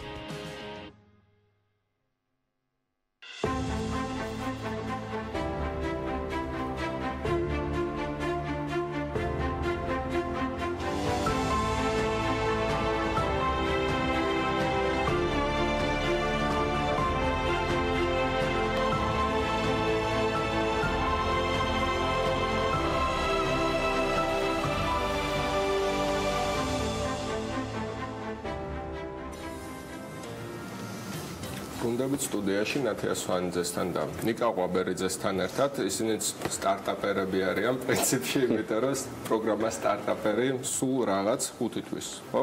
6 არასრული ნახევარი წლისა.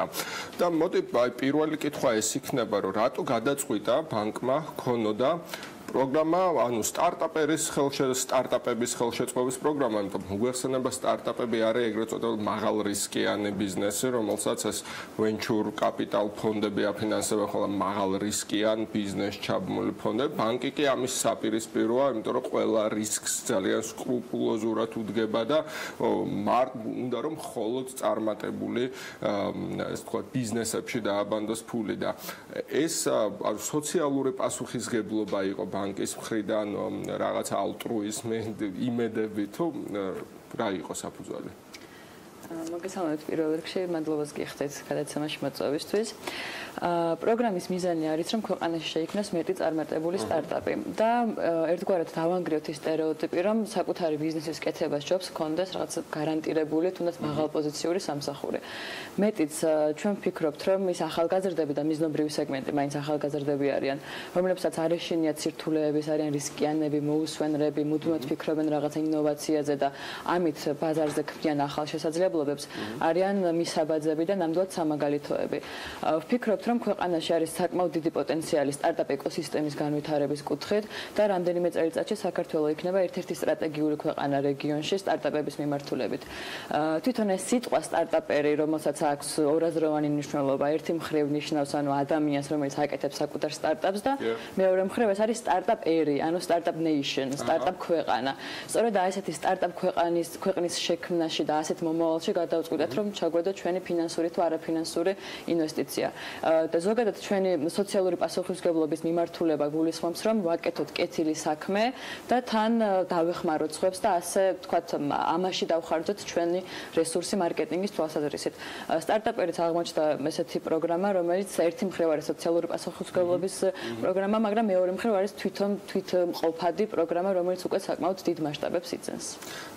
რა პროცედურები უნდა გაიაროს სტარტაპერმა, რომ მოხვდეს თქვენ პროგრამაში? არსებობს ორი გზა. პირველ რიგში თუ თქვათ სტარტაპი მოიხმას რომელიმე საბანკო პროდუქტს, მაგალითად გახსნის ანგარიშს ან აიღებს სტარტაპ სელს, ის ავტომატურად უკვე ხდება ჩვენი პროგრამის მონაწილე. მაგრამ მეორე მხრივ თუ სტარტაპს არ სურს რომელიმე საბანკო პროდუქტის მოხმარება, მაგრამ უნდა რომ იყოს ჩვენი პროექტის მონაწილე, მიიღოს სხვადასხვა ინფორმაცია პერიოდულად, მოვიწვიოთ ხოლმე ტრენინგებზე ან გაუწიოთ მედია მხარდაჭერა, თქვათ დავწეროთ მასზე სტატია, ის უნდა დარეგისტრირდეს ჩვენ სტარტაპ კატალოგში ვებგვერდზე startaperi.g. და პროგრამაში მოხვედრის შემდეგ ეს უფრო კითხვა ალბათ უფრო ნეკასთან, ხო, კრედიტების მხარეს თქვენ უყურებთ. მოხვედრის შემდეგ რა დაფინანსებაზე მიუწვდება ხალი? რამდენი შეუძლია მოითხოვოს და რამდენს მიიღოს? მოგესალმებით პირველ რიგში. ამ მიმართულებით, ანუ ეხლა მაქსიმალური ზღვარი რაც გვაქვს თანხის კუთხით არის 100,000 ლარი, თუმცა არის გარკვეული შემთხვევები, როდესაც ბიზნესიდან გამომდინარე გააჩნია რა სტარტაპთან გვაქვს შეხება. იქიდან გამომდინარე ინდივიდუალურად რო განვიხილოთ ზეთ кейსებს, შეიძლება მივიღოთ გადაწყვეტილება და რაღაცა მცირედით მეტი თანხა შევთავაზოთ, იმიტომ რომ ქონია ეგეთი შემთხვევები, ანუ 100,000-ზე მეტი დასჯერნიათ და თქვენ. კი, ანუ დაგვიფინანსები ეგეთი შემთხვევებიც ყოფილა, იმიტომ რომ სხვანაირად უფრო მეტი რისკი შეიძლება ყოფილიყო პროექტი და ამიტომ წავყევით ამ დაფინანსებაზე. ეხლა რა დოკუმენტაცია უნდა გქონდეს წესრიგში, ანუ იდეის დონეზე, როგორც ჩვენთან ხომ მოქმედებს ბევრი სტარტაპის მხარდაჭერის პროგრამა და პრეტენზიები ძირითადად ამ მიმართულებით ისმის ხოლმე, რომ აი ძალიან აბსტრაქტული იდეის საფუძველზე შეიძლება. ანუ ჩვენ თავიდანვე როგორც განსაზღვრეთ, ჩვენი სეგმენტი ამ ჩვენ ვეძახით სტარტაპს ვეძახით საქმიანობას, რომელიც გარკვეულ ეტაპზე დაწყებულია.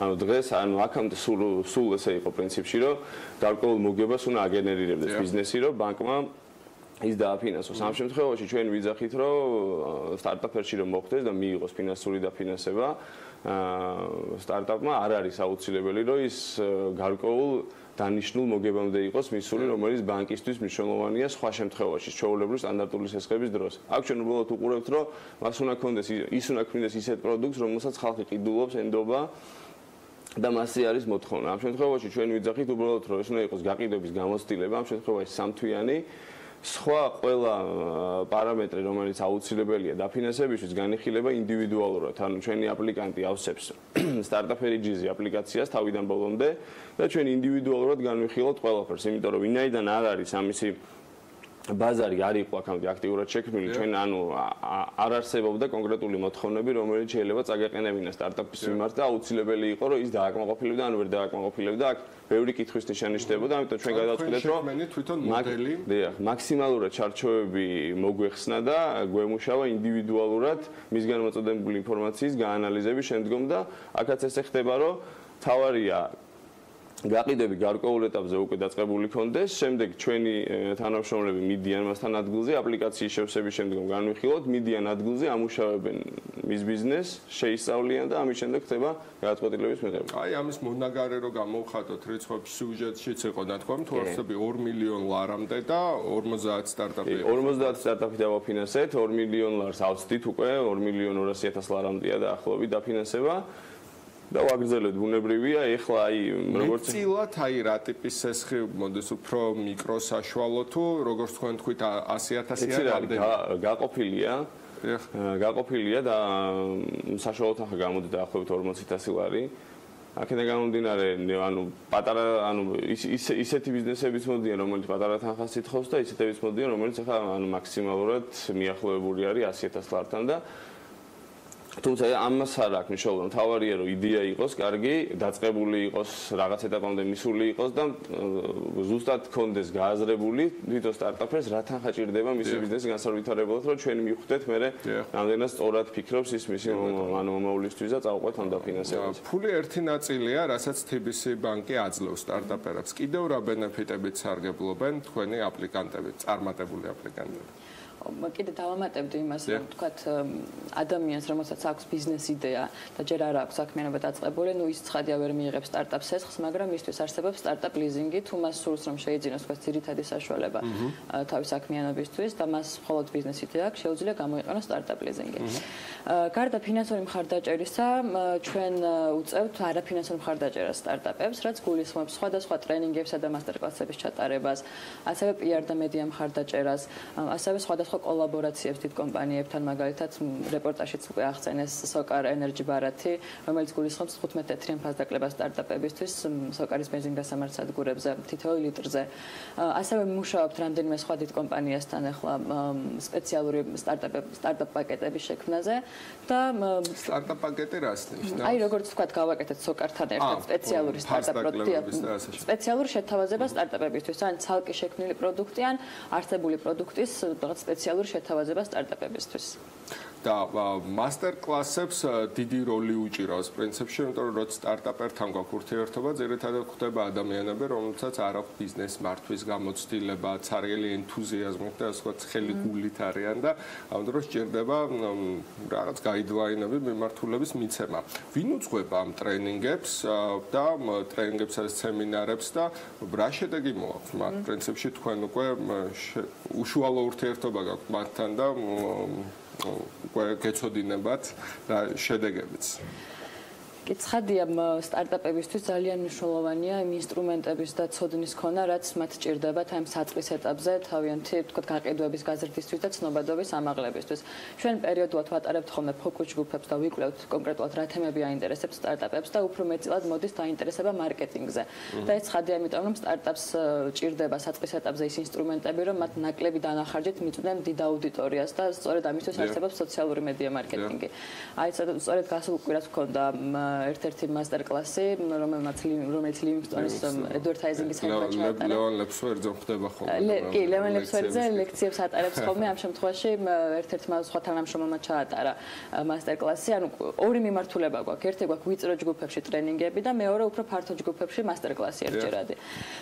მნიშვნელოვანია ის, რომ საქმის პროფესიონალი, დარგის პროფესიონალები ატარებენ ამ მასტერკლასებსაც და ტრენინგებსაც და შერჩეული ყავს ხოლმე ლექტორები ტრენინგებში, რომლებიც თქვათ რამდენიმე წლის წინ თვითონ იყვნენ სტარტაპერები. აი ისე ვთქვათ ლევან ლეფსვერიძე კომპანია ლივინგსტონის დამფუძნებელი თვითონ კი აქვთ როგორც სტარტაპული გამოცდილება, ასევე არიან პროფესიონალები საქმეში და ეს კომბინაცია ქმნის აი შედეგს, რასაც ქვია, ვთქვათ აი მაქსიმალურად მიწოდება სტარტაპებისთვის ამ ცოდნის და ინსტრუმენტებისთვის, რომ მათ შეძლონ წარმატებით ოპერირება ამ საწყის ეტაპზე. ახან შედეგებზე ავლაპარაკდით ორივეს მინდა გკითხოთ, აი 5 თვეა მიმდინარეობს 5 თვეზე მეტია, გახდება მალე 9 წელი. რა შედეგები იხატება უკვე რა შეგვიძლია ვთქვათ. ძირითადად პრეტენზიები სტარტაპ პროგრამების მიმართ ხოლმე ისმის, მათ შორის, როცა ბიუჯეტურ ხარჯებზეა საუბარი, არა როცა კომერციული ბიზნეს თვითნებური ხარჯია, რომ უკანა რეპორტინგი არ არის. და არ არის სინამდვილეში იმაზე მეც ხარჯავთ ამ სტარტაპებში, ვიდრე ამონაგავს ღებულობ. თქვენ სხვანაირად უდგებით ამ საქმეს, განეხილავთ ბიზნეს გეგმებს, გჭირდებათ რაღაც ტრექშენი და ასე შემდეგ. რა შედეგებზე შეგვიძლია უკვე ვილაპარაკოთ?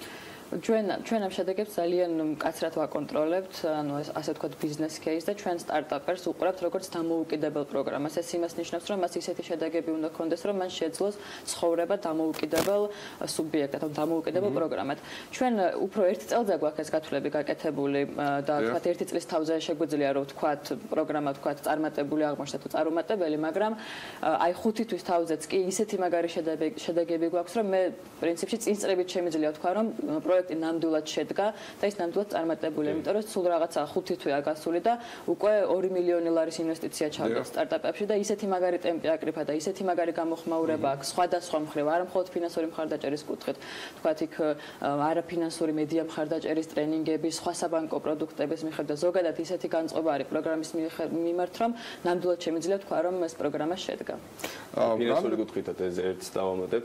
აკრედიტების კუთხით თავიდან რომ ვიწყებთ ამ პროგრამას, ანუ მაინც იყო შეგნით კითხვები, რომ რამდენად ზუსტად აღმოჩნდება ეს სეგმენტი, რამდენად მიხვდებიან, რომ თვითონ არიან ისინი, ვინც ჩვენ გვჭირდება, რომ დავაფინანსოთ, მაგრამ აი მართლა აჩვენა რა, დავეთანხმებინათ ის, იმიტომ რომ 5 თვეში ესეთ სეგმენტზე, რომელიც ფაქტიურად არ არსებობს და ეხლა ყალიბდება TBC-ში სეგმენტად და ამ პროგრამის ფარგლებში ცალკე მიმართულებად მოდის უკვე და ანუ იკვეთება რომ ეს არის ცალკე ნიშა რომელიც აგენერირებს მნიშვნელოვან შემოსავლებს თუ სწორად შეუწყობ ხელს და დააფინანსებს სწორად მიცემ დაფინანსებას და იგივე განათლებას და ტრენინგებს ჩაუტარებ ფაქტია რომ 2 მილიონ ლარსაც და უკვე დაფინანსება 50-მა სტარტაპერმა მიიღოს ეს ხი ფინანსური კუთხით და არაფინანსური კუთხით კიდევ ძალიან ბევრმა მიიღო იქ განათლება, ცოდნა, ტრენინგებს და ეს რაღაცა ინფორმაცია გაიზიარა და გონია რომ ძალიან წარმატებულია და ვფიქრობთ რომ აუცილებლად მივახცევთ წლის ბოლოსთვის იმ შედეგებს რაც დაგეგმილი გვაქვს ამ მიმართულებით.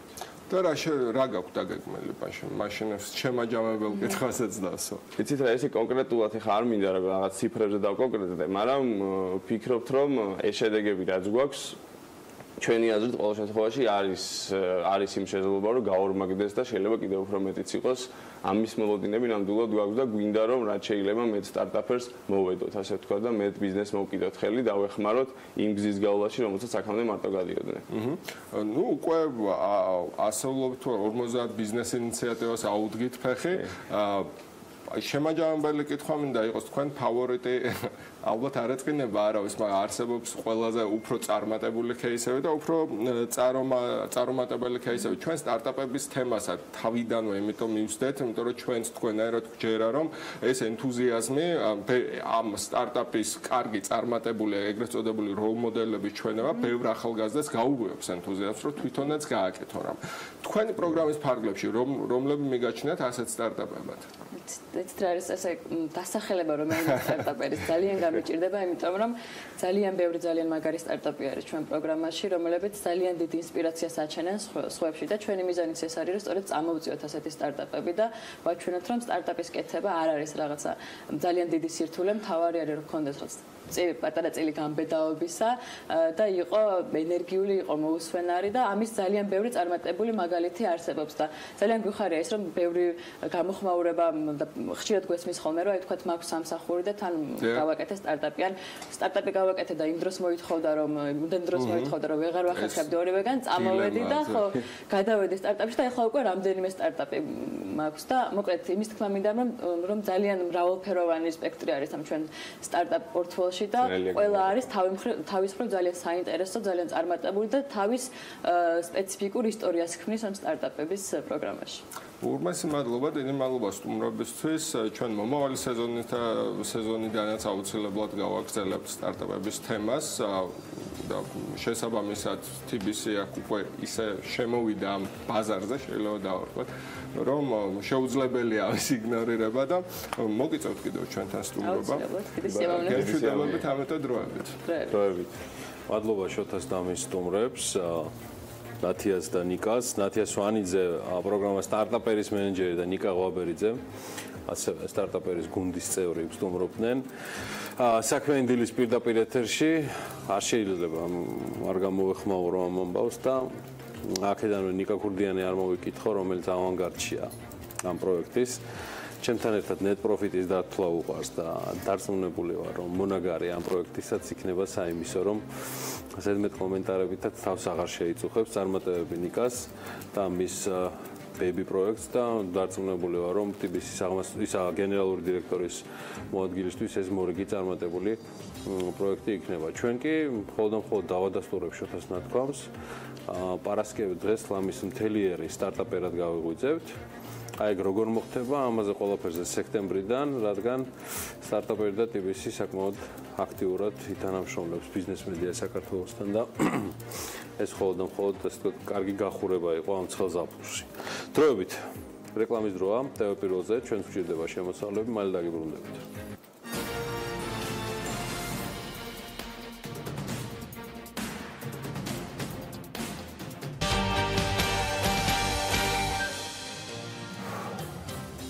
დილამშვიდობის კიდევ ერთხელ ფორკლოგის მონაცემებით ბიტკოინის ყველაზე მსხვილი მწარმოებლის Pirveli გრუპის მოგება 2017 წლის ფინანსური წლის მონაცემებით 70% არის გაზრდილი და არც მეტი არც ნაკლები 93,700,000 დოლარი შეადგინა სუფთა შემოსავალმა კომპანიისთვის, მანუ გადასახადის გადახდის შემდეგ 24,700,000 დოლარი შეადგინა. წლის განმავლობაში კომპანიამ 100 მილიონი დოლარის ვენჩურული ინვესტიციებიდან მოიზიდა, ეს დაახლოებით 10%-ით მეტია, ვიდრე გასულ წელს, ხოლო 2011 წელს დაარსებული კომპანია საწყის ეტაპზე სპეციალიზირებული იყო ბიტკოინის მაინინგზე, თუმცა მოგვიანებით კრიპტოინდუსტრიაში პროგრამული გადაწყვეტის მიმართულებაზეც განევრცო და ამ დროისთვის მაინინგის წილი 10-15%-დან 2.5-მდეა შემცირებული. 2021 წლისთვის Pirveli გრუპი გეგმავს გაზარდო შემოსავალი 585 მილიონ დოლარამდე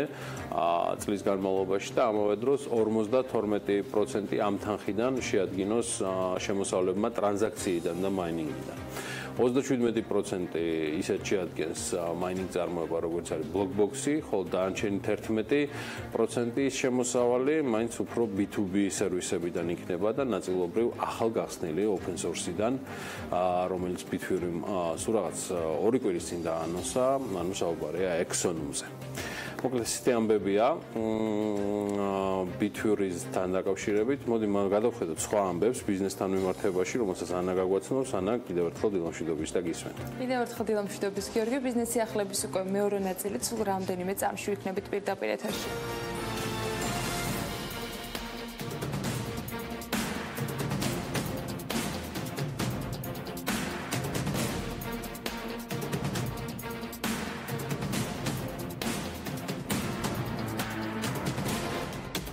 ...29 სექტემბერს საქართველოში სპორტული ტურიზმის საერთაშორისო კონფერენცია სპორტსვეი ტურიზმი გაიმართება. ორგანიზატორი ზურაბ ბოქულიშვილის პრეზენტაციით სპიკერები იქნებიან მსოფლიოში აღიარებული მოქმედი სპეციალისტები, ოლიმპიადების, მსოფლიო და ევროპის ჩემპიონატების, ევროპული ისლამური თამაშების საორგანიზაციო კომიტეტების ხელმძღვანელები, ასევე აქ იქნება ფრედერიკ პერიე, ვლადიმერ ვოლოშინი, ლუის სილვა, ანდრეი კავუნი, ელჩინ საფაროვი და ასე შემდეგ.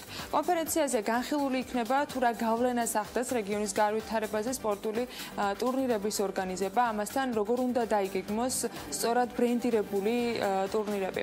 პარლამენტის სპორტის და ახალგაზრდობის საქმეთა კომიტეტის თავმჯდომარის განცხადებით, საქართველოს ერთ-ერთი მთავარი გამოწვევა მასობრივი სპორტის და სპორტული ტურიზმის განვითარება და უახლოეს მომავალში საკანონმდებლო ორგანო ქმნის საკონსულტაციო საბჭოს, სადაც დარგის სპეციალისტები გაერთიანდებიან.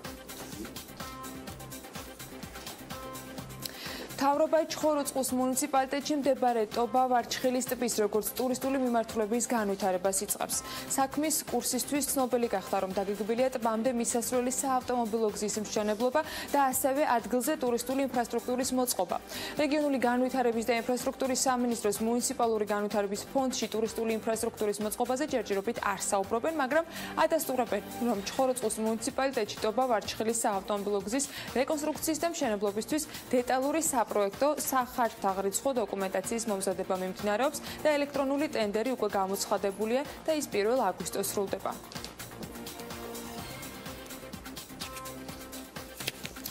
სამკერვალო ფაბრიკა ელსელმა ექსპორტის გაზრდისთვის მზადება დაიწყო. კომპანიამ წელს IAP კრედიტი აიღო და ახალი დანადგარები შეიძინა.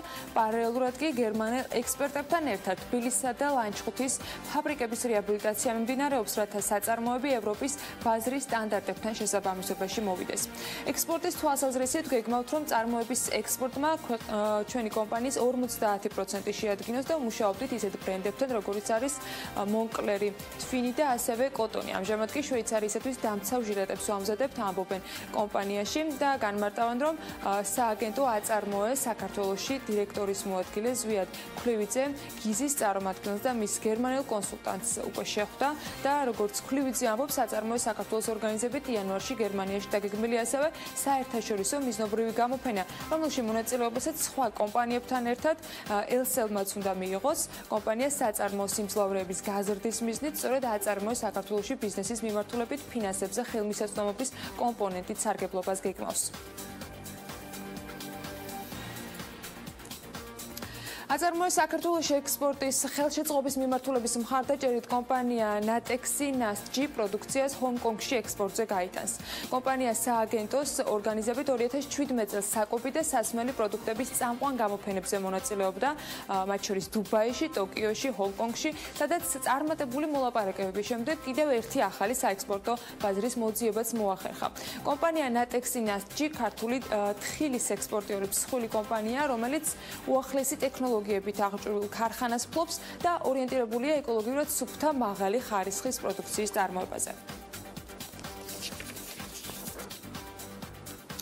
რუსეთი რამდენიმე რეგიონში კინოინდუსტრიისათვის გარკვეული შეღავათების დაწესებას აპირებს. რუსული Forbes-ი წერს, რომ 2017 წლის მარტში ქვეყანა 2 რეგიონის ადგილობრივმა ხელისუფლებამ გადაწყვიტა საკუთარი ბიუჯეტის გადახედვა და თანხების გამოყოფა, რომელიც მათ ტერიტორიაზე ფილმის გადაღების შემთხვევაში კომპანიის ხარჯების 20%-ს უკან დააბრუნებს.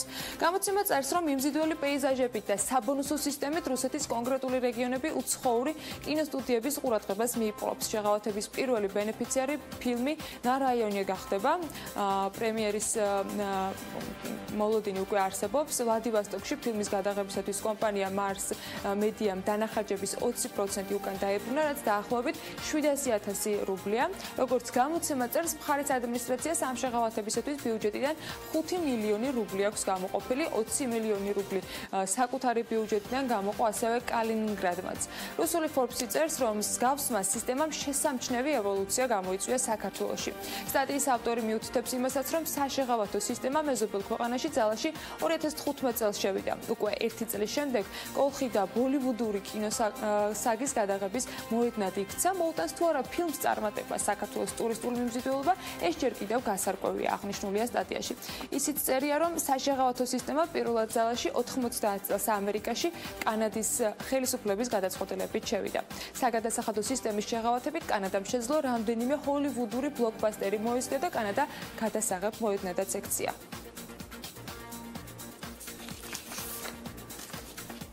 თბილისში სასტუმრო თორის დემონტაჟი აგვისტოში დაიწყება. სასტუმრო თორის სარეკონსტრუქციო სამუშაოები კი დაფინანსების და დონორების ხელშეკრულებების დროში გაწევის გამოა გაჭიანურებული. კომპანიის ხელმძღვანელი ამბობს, რომ თითქმის დასრულდა 3 ფინანსურ ინსტიტუტს შორის ხელშეკრულებების გაფორმება, შესაბამისად უახლოეს მომავალში საინვესტიციო პორტფელის ფორმირება დასრულდება და სამუშაოები აქტიურ ფაზაში გადავა.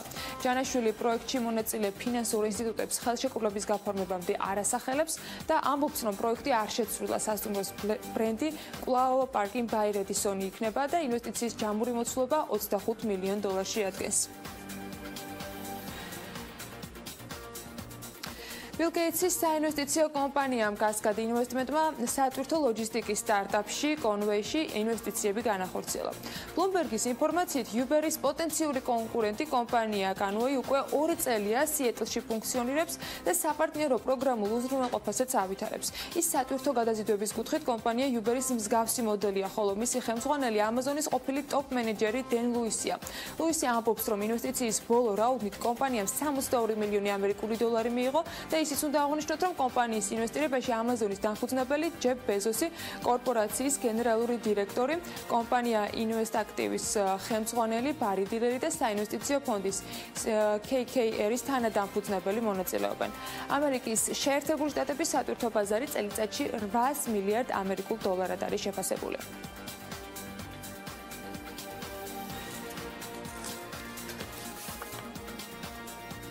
აი ასე იყო ბიზნეს სიახლეების მეორე ნაწილი, ახლა კი საერთაშორისო სავალუტო ბირჟებსაც უნდა გადავხედოთ, რომელსაც უკვე შოთა წარმოგვიდგენს. გასული პარასკევის მიწურულს ვივარაუდეთ, რომ ევროს მიმართ დოლარი და ევროს მიმართ დოლარიც 18 ცენტის ნიშნულს მიუახლოვდება და პროგნოზი ამერიკაში პარასკევი დღის ბოლომდე ახდა. დოლარი 14 თვის უმდაბლეს ნიშნულზე დაეცა გლობალური ვალუტების ძირითადი კალათის მიმართ, მას შემდეგ რაც ეკონომიკურმა მონაცემებმა ნავარაუდებზე პატარა შედეგები აჩვენა. რამაც ბუნებრივია შეამცირა ინვესტორთა მოლოდინი, რომ ფედერალური სარეზერვო ბანკი მონეტარულ პოლიტიკას მესამედაც გაამკაცრებს წელს და ახლა პირიქით ამერიკის ეკონომიკური ზრდა არის მნიშვნელოვანი, ამერიკას სჭირდება ეკონომიკური ზრდა და ხარჯვის შეზღუდვა კარგ საქმეს ვერ ეწამს. ამერიკის მთლიანი შიდა პროდუქტი მეორე კვარტალში 2.6%-ით გაიზარდა, რაც ეკონომიკური ანალიზის ბიუროს ვარაუდებს ემთხვევა, თუმცა პროგნოზს ჩამორჩება პირველი კვარტლის მონაცემები, რომელიც 1.2%-ზე დარედაქტირდა.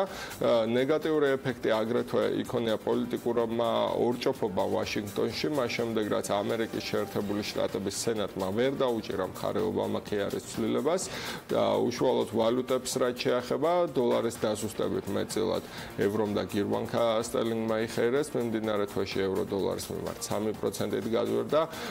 დღეს როცა ამერიკის სავალუტო ბირჟაზე ვაჭრობა გაიხსნება, 1 ევრო დოლარი და 17.9 თეთრი ეღირება, ხოლო გირვანკა სტერლინგის ფასი დოლარსა და 31 ცენტს აჭარბებს. დოლარის მიმართ გაიზარდა იაპონური იენის ფასიც, 1 დოლარი 111 იანზე ნაკლები ღერს.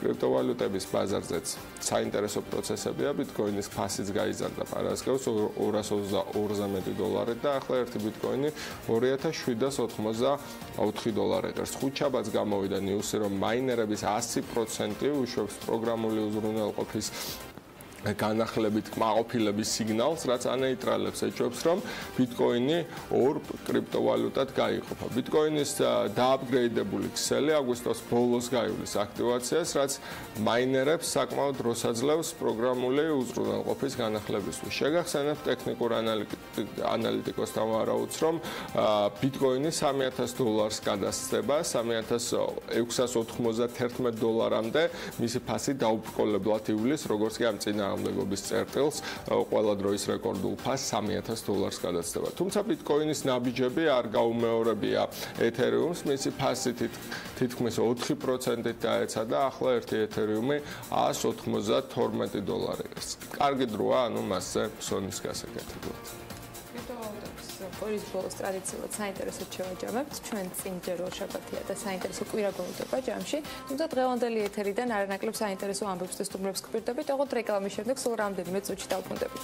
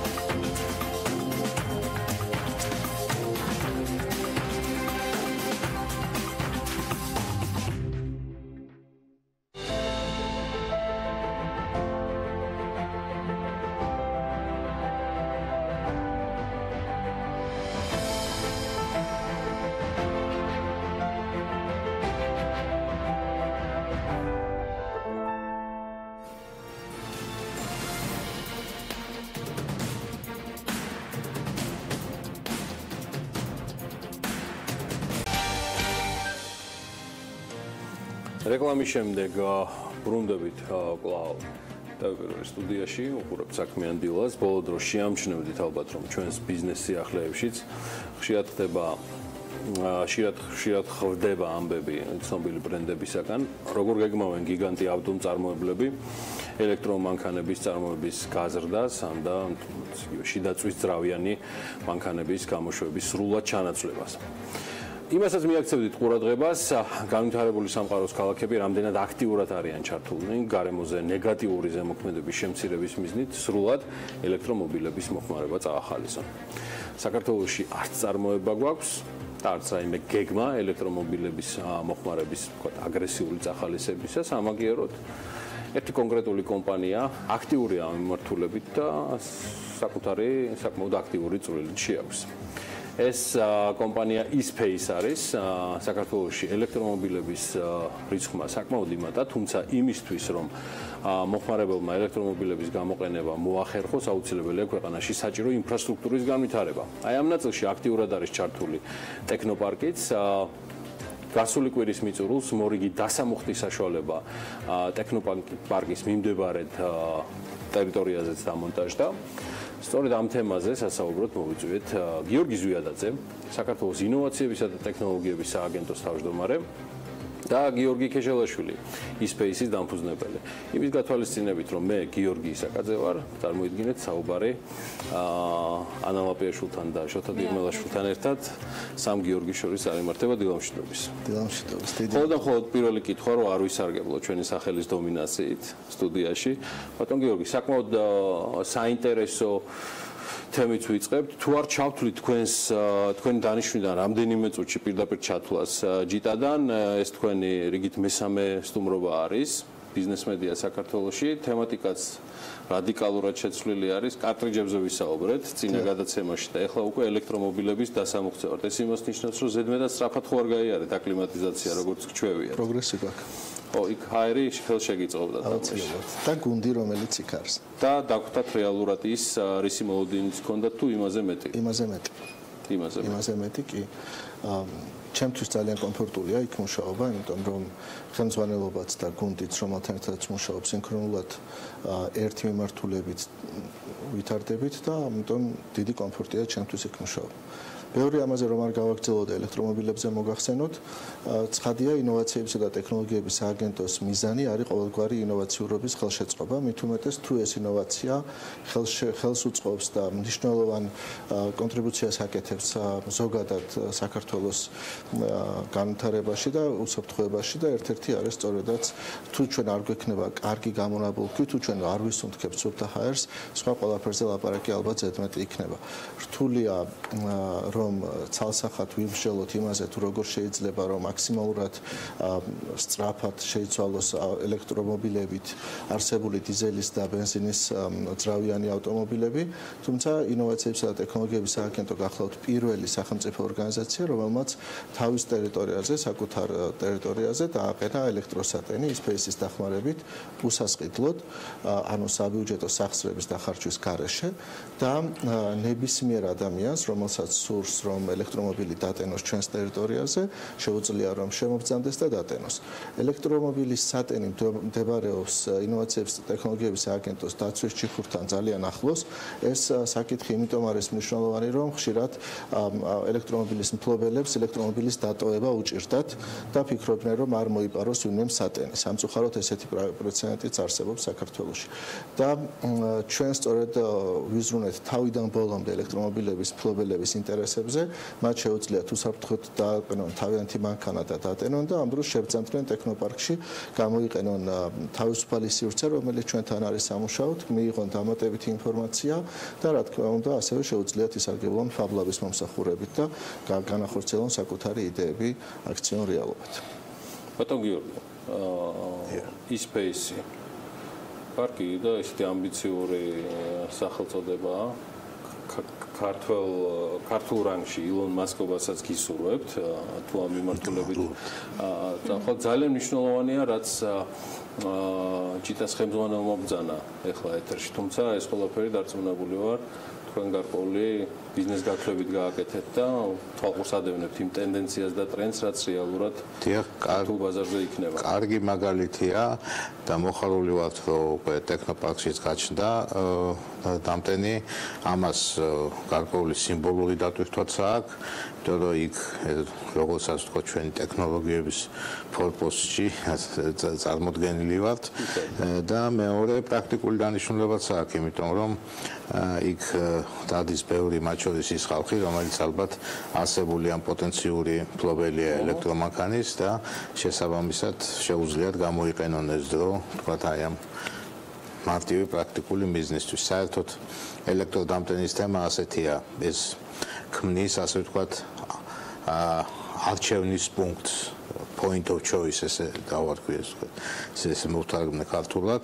ეს ნიშნავს იმას, რომ როცა თქვენ გინდათ შეხვედრის დანიშვნა და ვთქვათ, ან ბიზნეს ლანჩი, ან თუნდაც ყავის დალევა, თქვენ და გყავთ ელექტრომობილი, თქვენ აუცილებლად აირჩევთ ისეთ ადგილს, სადაც დატენის საშუალებაც არის. ან თუნდაც ჯიტას თავისუფალ სივრცეში სტუმრობა. ხო, ან თუნდაც ჯიტას თავისუფალ სივრცეში სტუმრობა, ხო?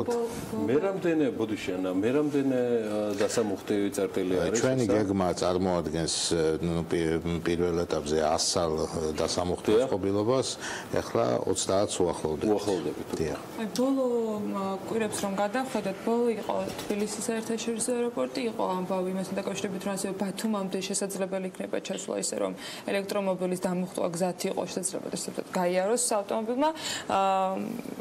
კიდევ რა სქემისგან, კონკრეტული მიზნით აკეთებთ თქვენ ამ ყველაფერს, აეროპორტი, ბათუმამდე წასვლელი გზაზე, შესაძლებლად დამუხტვის მიღების შესაძლებლობა. შემდეგი სქემა რა მიმართულებით? რამდენიმე მომენტია, რა თქმა უნდა, მაგისტრალები მნიშვნელოვანია. მაგისტრალებზე მალე გვექნება ეგრეთ წოდებული სწრაფი დამტენი, მუდმივი დენის დამტენი და ვაკეთებთ ამას ადგილებში, სადაც ადამიანს ან ელექტრომანქანის მფლობელს აქვს იმისი საფუძველი, რაღაც დრო გაჩერდეს. ეს განსაკუთრებით ეფექტურია ესეთ ადგილებში. მათ შორის ვაკეთებთ მაგალითად ბენზინგასამართსადგურებზეც, იქ სადაც არის გარკვეული ინფრასტრუქტურა, კაფე, მაღაზია, ტრაფიკების ობიექტი. ჭირდება დამუხტვის თუ სწრაფი დამტენის შემთხვევაში, რაც ბოლოს აღნიშნეთ და ალბათ სტანდარტულიც არსებობს.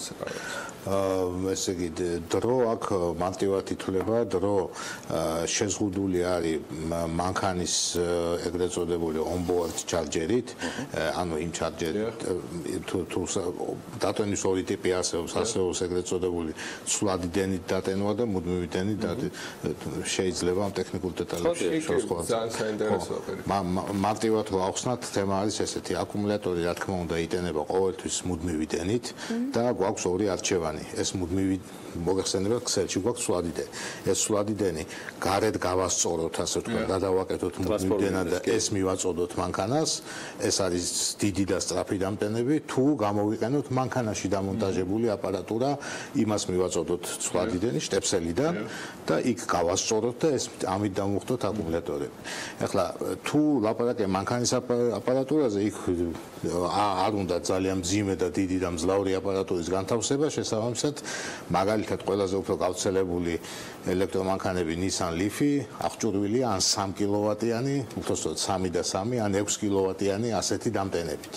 შესაბამისად ამ მანქანის დატენვა თუ მას აქვს 24 კილოვატ-საათიანი აკუმულატორი, დრო ჭირდება 24 გაყოფილი 3-ზე, ან 24 გაყოფილი 6-ზე, მარტივად ითვლება ეს თემა. რაც შეეხება სწრაფ დამტენებს, იქ ეს ცოტა უფრო დიდი აპარატია, სიმძლავრე აქვს 50 კილოვატი, ანუ წარმოდგენისთვის ეგ 3 კილოვატი, 50 კილოვატი აქვს, 50 კილოვატი და სწორდება დენი გარეთ, ხდება გარდაქმნა, მისი გარდაქმნა მუდმივი და პირდაპირ მიეწოდება მანქანას, პირდაპირ მიეწოდება აკუმულატორის სპეციალური პორტით. ნუ სპეციალური პორტით აღჭურვილი უნდა იყოს უმეტესობა მანქანების ამით აღჭურვილი. და მაშინ დატენვა ხდება სადღაც ვთქვათ 40 წუთში სრული დატენვა, ან ნახევარ საათში გააჩნია ტევადობას იმ აკუმულატორის. უნდა აღინიშნოს, რომ მაგალითად ტესლას, რომელიც ასე ვთქვათ, მაღალი კლასის ავტომობილია, ხო, შედარებით ძვირი ძღლის და ასე შემდეგ, აი ეს ცვლადიდან ის onboard charger-იც კი 20 კილოვატიანი აქვს. მაგრამ სამაგიეროდ იმას აკუმულატორების დიდი აქვს, ვთქვათ, Nissan-ზე აქვს დაახლოებით 3-ჯერ მეტი ტევადობა. ესე რომ ეს დროის და დატენვის დროისა და ვთქვათ, სიმძლავრის არითმეტიკა, მარტივია და ეს აი ამ მოსაზრებებიდან უნდა დავთვალოთ. ახლა ახსენეთ ტესლას ბიზნეს მოდელი იყო, რომ ეს დამუხტავი ობიექტები რო წაეხალისებინა ელექტრომანქანების მოხმარება, დამუხტვა რაღაც პერიოდი იყო უფასო. და მთელ ამერიკაში ეს დიდი ქსელი გააკეთეს, სადაც ნებისმიერ მსურველი მივიდა და უფასოდ შეერთებდა მანქანას. თქვენს ეს ნაბიჯები გადადგით, ხო? იცით რა არის, ამაზე ხშირად არის ხოლმე შეკითხვები, ეს ხო ჩვეულებრივი ბიზნესის კლასიკაა, როცა გინდა ხარ პირველი და ის პრესი არის პირველი, რომ რეგიონებში როგორც მინიმუმ რომელიც დაკავებულია ელექტრომანქანების თქვათ პოპულარიზაციით და გაყიდვით და ასე შემდეგ. ხო, ასეთ შემთხვევაში ტექნოლოგიის ასე ვთქვათ პოპულარიზაცია სჭირდება რაღაცა სპეციალური მიდგომები. შეამჩნიეთ შედეგები უკვე.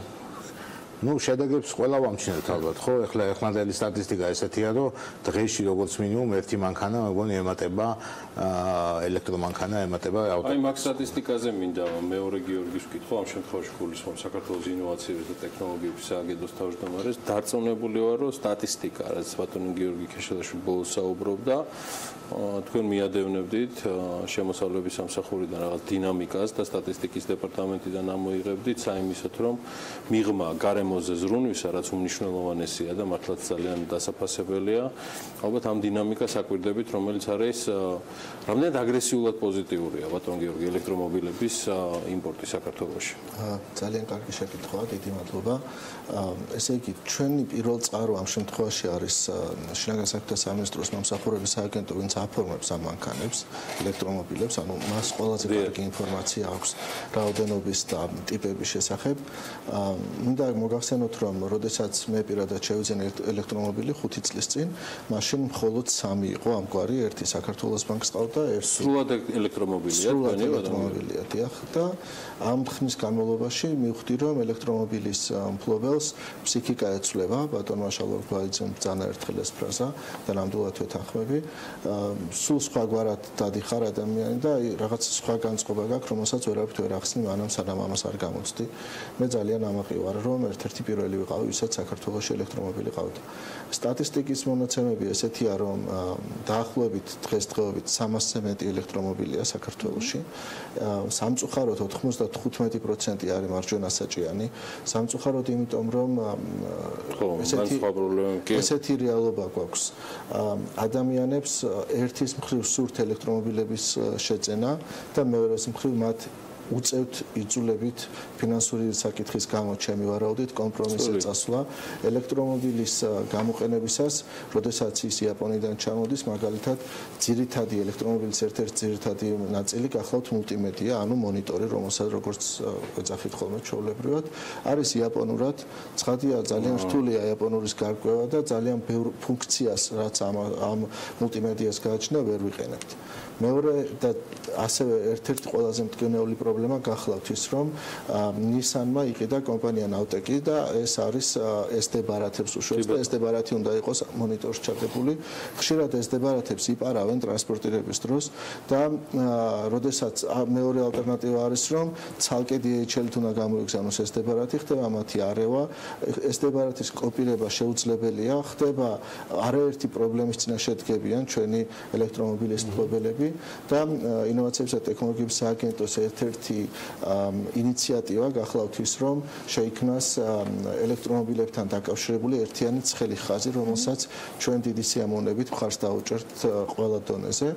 თუ კი კერძო ბიზნესიდან, თუნდაც აი საინიციატივო ჯგუფებიდან, ახალგაზრდებიდან, ვინც ერკვევა და ვისაც უყვარს ელექტრომობილები და ამასთან დაკავშირებული სერვისები, იქნება შემოთავაზება წარმოდგენილი, თუნდაც საგრანტო პროექტის სახით. მე დარწმუნებული ვარ, რომ ჩვენი კომიტეტი მიიღებს დადებით გადაწყვეტილებას, თუ კი ჯგუფი იქნება კვალიფიციური. მეორე საკითხი გახლავთ ის, რომ ერთ-ერთმა ქართველმა პირმა, ბატონმა ზვიაცეკოლიამ, თუ არ ვცდები Facebook-ზე დაწერა, რომ სურდა ელექტრომობილების წარმოება და მინდა მოგახსენოთ, რომ ეკონომიკის მინისტრი პირადად დაუკავშირდა, მისი სახელით დაუკავშირდნენ და შეხვედრა დაიგეგმა, რამდენადაც მე ვიცი, სხვა დეტალები სამქმის კურსში არ ვარ. თქვენ გულისხმობთ ის აწარმოა საქართველოში რომ იყო, სამწუხაროდ მე ზვიადი განიცდიდა, რომ მიყოლა არ იყო ბატონ გიორგი ამ თემაზე. მე მზად ვარ, რომ ნებისმიერ ჩვენი ანუ ინოვაციებისა და ტექნოლოგიების სააგენტო გახლავთ ეკონომიკის სამინისტრო სიპი, ბატონი გიორგი გახარია ჩვენი ხელმძღვანელი ბრძანდება და მზად ვარ, რომ ყველა დონეზე, რა თქმა უნდა, ერთიანი ხედვით, რაც მას გააჩნია ბატონ მინისტრს, ხარი დავუჭიროთ ბატონ ზვიადს, თუ კი რაიმეში შეგვიძლია ჩვენი კომპეტენციის ფარგლებში. მეორე საკითხი გახლავთ ელემენტების წარმოება. ძალიან ხშირად ამბობენ, ანუ თქვენი კითხვის პასუხი ეს გახლავთ, რომ ბევრ უფრო მეტ ადამიანს უნდა ელექტრომობილის შეძენა. ჩემთან პირად საუბარშიც უთქვამთ არაერთხელ, რომ აი ძალიან გვინდა რომ შევიძინოთ, მაგრამ აი ქალაქგარეთ ვერ გავალთ. ამ მანქანის იმედზე ვერ ვიქნებით. მეორე მანქანაც უნდა გყავდეს. რატომ? იმიტომ რომ 80-დან 120 კილომეტრამდე გადის. თუ ელექტრომობილის მოხმარება კარგად არ იცი ადამიანმა, მაგალითად, ჩამოწეული ფანჯრებით, ჩართული კონდიციონერით, რამოდენიმე ადამიანის დაждდომით, გასავლელი მანძილი მცირდება, აღმართი არასწორი ტარება, ანუ სწრაფი ტარება და არაეკონომიური რეჟიმით ტარება. შესაბამისად, ამ მანქანის მფლობელმა გარკვეულწილად უნდა გაუგოს მანქანას და იმგვარად მართოს მანქანა, რომ საუკეთესო შედეგი მიიღოს საკუთარი თავისათვის. მე მგონია, რომ ელექტრომობილების განვითარება იმდენად სწრაფია, რომ საქართველოს ამას აყვება და უფრო მეტი ელექტრომობილი იქნება. თუმცა უნდა აღნიშნო, რომ ესე იგი უკვე ტრადიციული ტექნოლოგიით, ჩვეულებრივი Nissan Leaf-ით, ესე იგი თელავამდე ჩავედი, ანუ კომბორის უღელტეხილის გადავლით, ასე ვთქვათ. კომბორით? კი, და იქ დავტენეთ მანქანას, სოკარის ბენზინგასამართ სადგურზე გვაქვს დამტენი და რამდენიმე საათი დავტენეთ და უკან ჩამოვედი, ჯერ კიდევ 20-25 კილომეტრით რეზერვი იყო. ჩვეულებრივ Nissan-ზე არის საუბარი? ჩვეულებრივ Nissan-ზე არის საუბარი 24 კილოვატ-საათიანი აკუმულატორით. იმის თქმა მინდა, რომ ქალაქის შემოგარენი პრობლემა არ არის. რა თქმა უნდა, ну ცოტა პრობლემატურია, თქვათ, თბილისი ბათუმის დისტანცია, ან ასე შემდეგ, როგორც მინიმუმ რაღაც გაჩერება მოგიწევთ, მას შემდეგ რაც დამტენებით იქნება. თავარია დაბრუნდით, ბატონ გიორგი, იმიტომ თელავიდან უკან დაბრუნება მე ყოველთვის მიჭირს მაგალითად. ესე იგი. ეგ ეს არის შესწავლილი მაქვს ტექნიკა, როგორ უნდა ვქნა და ანუ იზრდება და თქვენთვისაც ზარდია ეს სტატისტიკა, რაზეც ჩიტას ხელმძღვანელი საუბრობდა. სააგენტოს ინფორმაციაზე დაყრდნობით გულისხმობ მომსახურების სააგენტოს. და ეს მზარდი იქნება. წლის ბოლომდე რამდენ მანქანას ველით და ამით დავასრულოთ ჩვენი სტატისტიკის მზარდი, როგორ ვთქვა, გამოანგარიშება მაინტერესებს უფრო ბიზნესისგან. არის როგორც მინიმუმ, აი თქვათ არის პირობითად 350 ავტომობილამდე. 300 ალბათ გაორმაგდება, ან 2017-ში 60%-ით მაინც მოიმატებს, იმიტომ რომ რეალობაა ესეთი, რომ ყოველ დღე ერთი ან ორი მანქანა ემატება ავტოპარკს. ჩემი ინფორმაციით 1000 მანქანას გადავწდებით წლის ბოლოს. დიახ, და ამისი თქმის საფუძველი მაქვს ძალიან კარგი ინფორმაციას დაყრდნობით. ვინაიდან Nissan-მა ნახა, რომ Nissan-ი აკონტროლებს ადგილმდებარეობას თავისი მანქანების. ნახა, რომ ძალიან მკვეთრად გაიზარდა ავტომობილისტების რაოდენობა საქართველოში. ერთ-ერთმა ქართულმა კომპანიამ Nissan-თან მიმოწერის შედეგად მიიღო უფლება სადემონსტრაციო მანქანები Nissan-ის სერვის ცენტრებიდან წამოიყვანოს საქართველოში სარეალიზაციოდ.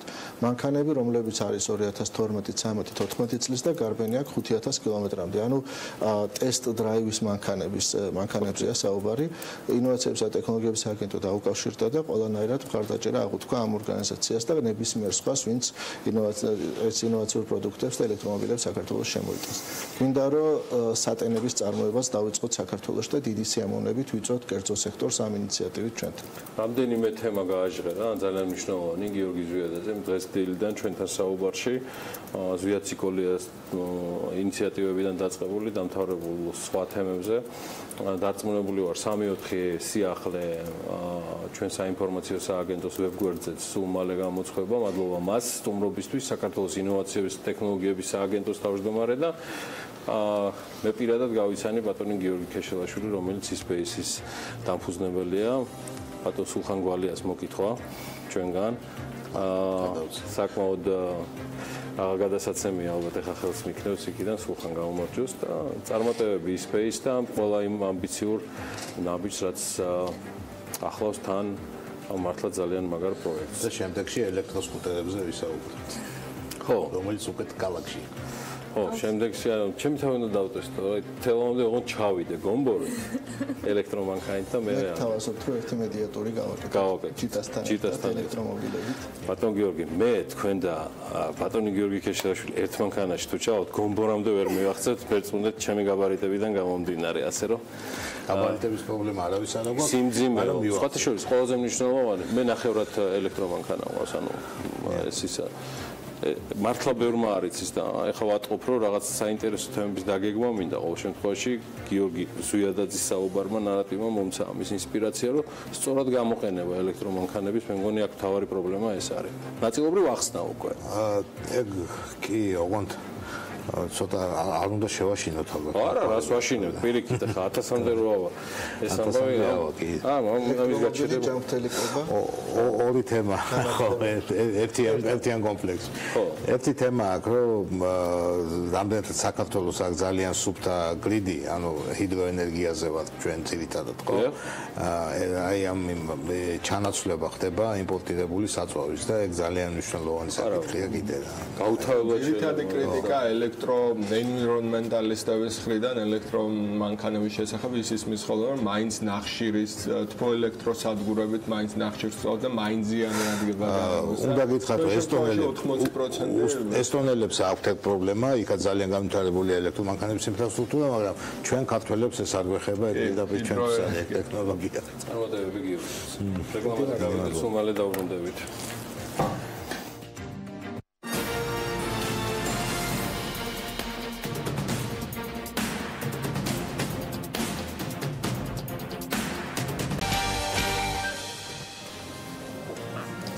აღმოსავლეთ უკრაინაში მალაიზიური ბოინგის ჩამოგდებიდან 3 წელი გავიდა კრემლისტური მედია ავიაკატასტროფის დღიდან მოყოლებული გამუდმებით ეწევა დეზინფორმაციულ კამპანიას საზოგადოების შეცდომის შეყვანის მიზნით და უკრაინულ მხარეს ადანაშაულებს არგუმენტებად კი BBC-ს დოკუმენტურ ფილმს იყენებს და არასწორ ფოტომასალას აქვეყნებს. მანიპულაციური სიუჟეტის რეალური ფაქტები და აფეთქების დეტალები ვნახოთ ჩვენი ჟურნალისტის მარიამ ადამიანის სიუჟეტში.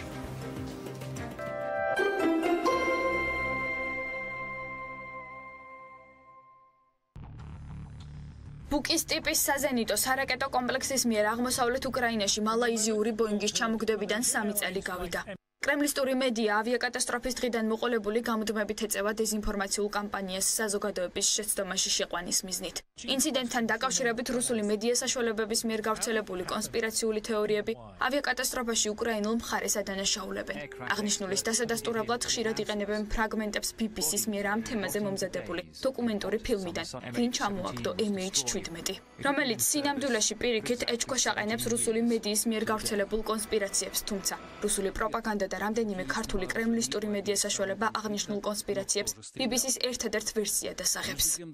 რუსული პროპაგანდა დოკუმენტური ფილმის ერთადერთ შინაარსობრივ მხარეს სწორედ ამ კონსპირაციებს წარმოაჩენდა, მაშინ როდესაც თავად ფილმი ამ თეორიებს ეჭვის ქვეშ აყენებს. ძირითადი გზავნილი ამ თეორიების არის ის, რომ მალაიზიური ბოინგის ჩამოგდებაში უკრაინის საჰაერო ძალები მონაწილეობდნენ. ამავე თემას მიეძღვნა გასულ კვირას ტელეარხებზე რასია 24-სა და NTV-ზე გასული მანიპულაციური სიუჟეტები, სადაც სამგზავრო თვითმფრინავის ჩამოგდების ინციდენტის გამოძიების მიზნით შექმნილი ერთობლივი საგამოძიებო ჯგუფი მიკერძოებულობაში დაადანაშაულეს. რასია 24-ის სიუჟეტში ყალბაც წარმოაჩინეს ფოტო, რომელიც BBC-ს დოკუმენტურ ფილმშია გამოყენებული და ჰაერში იმ რაკეტის მიერ დატოვებულ კვალს ასახავს, რომელმაც მალაიზიური ბოინგი გაანადგურა. თუმცა აღნიშნული ფოტო ონლაინ საგამოძიებო რესურსის ბელინგქეთის მიერ დაწვრილებით იქნა გამოკვლეული და დადგინდა, რომ ის ნამდვილად ავთენტურია. ამასთან 2016 წლის 28 სექტემბერს ერთობლივი საგამოძიებო ჯგუფის მიერ წარმოდგენილი ახალი ფოტომტკიცებულება ასევე ასახავდა ბუკის რაკეტის მიერ ჰაერში დატოვებულ კვამს და იმავე ადგილს, რასაც BBC-ს დოკუმენტურ ფილმში გამოყენებული ფოტო ასახავს. ეს კიდევ ერთხელ ადასტურებს, რომ რაკეტის კვალი ნამდვილია, ხოლო Russia 24-ის მიერ ფოტოს ყალბად წარმოჩენის მცდელობა манипуляციური. შეერთებულმა შტატებმა ამ გამოძიებას, ჰოლანდიელების გამოძიებას მისცა თავისი სატელიტური ინფორმაცია, სატელიტებით მოპოვებული ინფორმაცია, მათ შორის ინფრაწითელ სპექტრში გადაღებული სურათები და იქ ზუსტად არის დაფიქსირებული, რა წერტილიდან მიფრინავს რაკეტა, ზუსტად არის დაფიქსირებული აფეთქების მომენტი, აფეთქების ადგილი. ასე რომ პრაქტიკულად ეჭვი აღარ ჩნდება იმისა, რომ ეს არის რუსების ნასროლი. ყველაფერი ცნობილია, მანქანის საბორტე ნომერიც კი ცნობილია, ცნობილია ის მეთაურები, რომლებიც შეიძლებოდა ყოფილიყვნენ პასუხისმგებლები ამ აფეთქებაზე. ტელეკომპანია NTV-ის სიუჟეტში აღინიშნა, რომ სხვადასხვა ექსპერტების მოსაზრებით მალაიზიური ბოინგის საქმეზე შექმნილი საერთაშორისო საგამოძიებო ჯგუფის მიზანი ავიაკატასტროფაში რუსეთის დადანაშაულება იყო. სიუჟეტში რუსული პროპაგანდის მხრიდან არაერთხელ გაჟღერებული მტკიცებაა მოყვანილი, რომ ბუკის მწარმოებელი კომპანია ალმაზანთეი ამ ტიპის შეიარაღებას უკრაინისგან განსხვავებით აღარ იყენებს. რეალურად ბელინქეთის საგამოძიებო ჯგუფმა სოციალურ ქსელში გამოყენებული ვიდეოებისა და ფოტოების გამოყენებით დაადგინა, რომ კატასტროფამდე ერთი თვით ადრე რუსეთის 53 ანტისაჰაერო სარაკეტო ბრიგადის კოლონა უკრაინის საზღვრის მიმართულებით მოძრაობდა, რომელშიც დაფიქსირებული ბუკ-1 სწორედ ძველი 978 M1 მოდელის რაკეტებით იყო აღჭურვილი. იმავე მოდელის რაკეტით იყო აღჭურვილი 2015 წელს ციმბირში გამარჯვების დღისადმი მიწყვნილ სამხედრო აღლუმზე გამოყენებული ბუკ-1. გარდა ამისა 2013 წლის 2 დეკემბერს რუსეთის პრეზიდენტი ვლადიმერ პუტინის სომხეთში განთავსებულ გიუმრის 102 რუსულ სამხედრო ბაზაზე ვიზიტის დროს გადაღებულ ფოტოზე სწორედ 978 M1 ტიპის რაკეტით აღჭურვილ ბუკ-1-ის ფონზე დგას. რუსეთი უკვე დიდი ხანია ჩამოყალიბდა ტერორის სახელმწიფოდ. რუსეთი იყენებს ძალას და ძალის გამოყენების შიშს იმისთვის, რომ მიაღწიოს და ამ დაშინების მეთოდით მიაღწიოს თავის პოლიტიკურ ამოცანებს. ეს უკვე არაერთხელ იყო აღიარებული მთელი საერთაშორისო თანამეგობრობის მიერ და ეს პროცესი ბუნებრივია ბევრ სხვადასხვა განზომილებაში გამოიხატება და ერთ-ერთი მნიშვნელოვანი დადასტურება ამისი სწორედ იყო მალაიზიური თვითმფრინავის ჩამოგდება რუსული ოფიციალური სახელმწიფო სტრუქტურების მიერ მხარდაჭერილი ტერორისტული ორგანიზაციების მხრიდან, რომლებიც აწარმოებდნენ ბრძოლას უკრაინის სუვერენულ ტერიტორიაზე, უკრაინის სუვერენული მთავრობის წინააღმდეგ.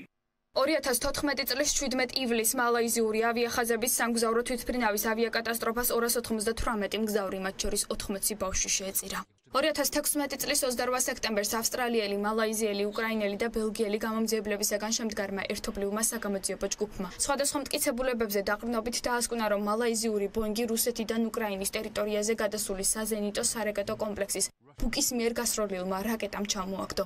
ამასთან რაკეტა გასროლილი იქნა ქალაქ სნიჟნედან 6 კილომეტრით სამხრეთით მდებარე ადგილიდან, რომელიც პრორუსული სეპარატისტების კონტროლქვეშ იმყოფებოდა.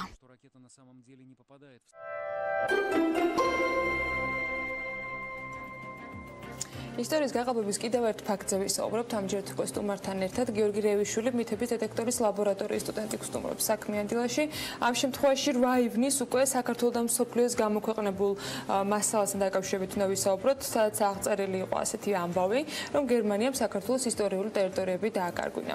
აი რაში მდგომარეობდა თავად манипуляციური ამ შემთხვევაში ინფორმაცია და რამდენად შეგვიძლია მისი სრულად გაქარწყლება, ამაზე გიორგი ისაუბრებს პროდაცვლებით. დილა მოგესალმებით კიდევ ერთხელ. დიახ, გადაწყვეტენ პირველ რესპუბლიკასაც ჩვენი პროპაგანდისტული მედია საშუალებები და საუბარი იყო, რომ გერმანიამ თითქოს საქართველოს პირველ რესპუბლიკას ჩამოართვა ისტორიული ტერიტორიები, ასევე დადო ხელშეკრულება გერმანიასთან, გერმანიის ძალით და გერმანია შეეძლო თითქოს საქართველოს, უბრალოდ მოახდინა საქართველოს სტრატეგიული წერტილების ოკუპაცია და ამ ყველაფერს სტატიის ავტორი ვიკიპედიას მასალებზე დაყრდნობით აქვეყნებს და პირველ რიგში უნდა ვთქვათ, რომ ვიკიპედია არ არის ვალიდური წყარო, რომ შეადგინა შენი სტატია მარტივადია, იმიტომ რომ აკადემიურ სფეროში საერთოდ არ იყენებენ ვიკიპედიას ციტირების საშუალებად. ეს პირველ რიგში, ხოლო შემდეგ დაუბრუნდეთ გერმანია-საქართველოს ურთიერთობებს. გერმანია იყო ერთადერთი ქვეყანა იმ პერიოდში, რომელმაც საქართველოს სახელმწიფოებრიობა შექმნა და ამას მოწმობს რამდენიმე ფაქტი. პირველ რიგში ეს იყო, თქვათ, იქით უნდა დავიწყოთ, რომ ჯერ პრეზიდენტოვსკი დადებული ხელშეკრულება, რომელიც დაიდო გერმანიას, ავსტრო-უნგრეთს, თურქეთს, ოსმალეთის იმპერიასა და რუსეთს შორის, რუსეთმა არ გაითვალისწინა საქართველოს, ანუ ამიერკავკასიის იმ დროინდელი ამიერკავკასიის ინტერესები და დაუთმო ლენინის ბოლშევიკურმა რუსეთმა დაუთმო ეს ტერიტორიები ყარსი არ დაგანიდა ბათუმი ოსმალეთის სასარგებლოდ დათმო.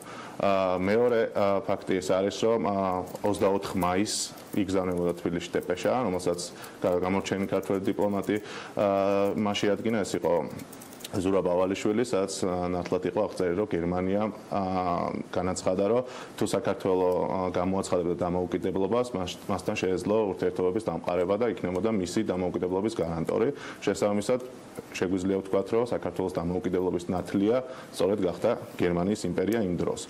ამ რაც შეეხება სტრატეგიული წერტილების ოკუპაციას, ესეც დეზინფორმაცია, იმიტომ რომ ამ სტრატეგიულ წერტილებზე იყო შეთანხმება დადებული, ფოთის ხელშეკრულებაზე არის საუბარი 1918 წლის 28 მაისს, სადაც საუბარია, რომ ეს ტერიტორიები, თქვათ, ფოთის პორტი ან სხვა სარკინიგზო მაგისტრალი გაკონტროლდება მხოლოდ და მხოლოდ საქართველოს მთავრობასთან შეთანხმებით და იქნება ორმხრივი კომისია, რომელიც შეადგენს ამ წერტილებზე ზედამხედველობას. შესაბამისად, ეს ოკუპაციის თემა ამ სტრატეგიული წერტილების ესეც არასწორია.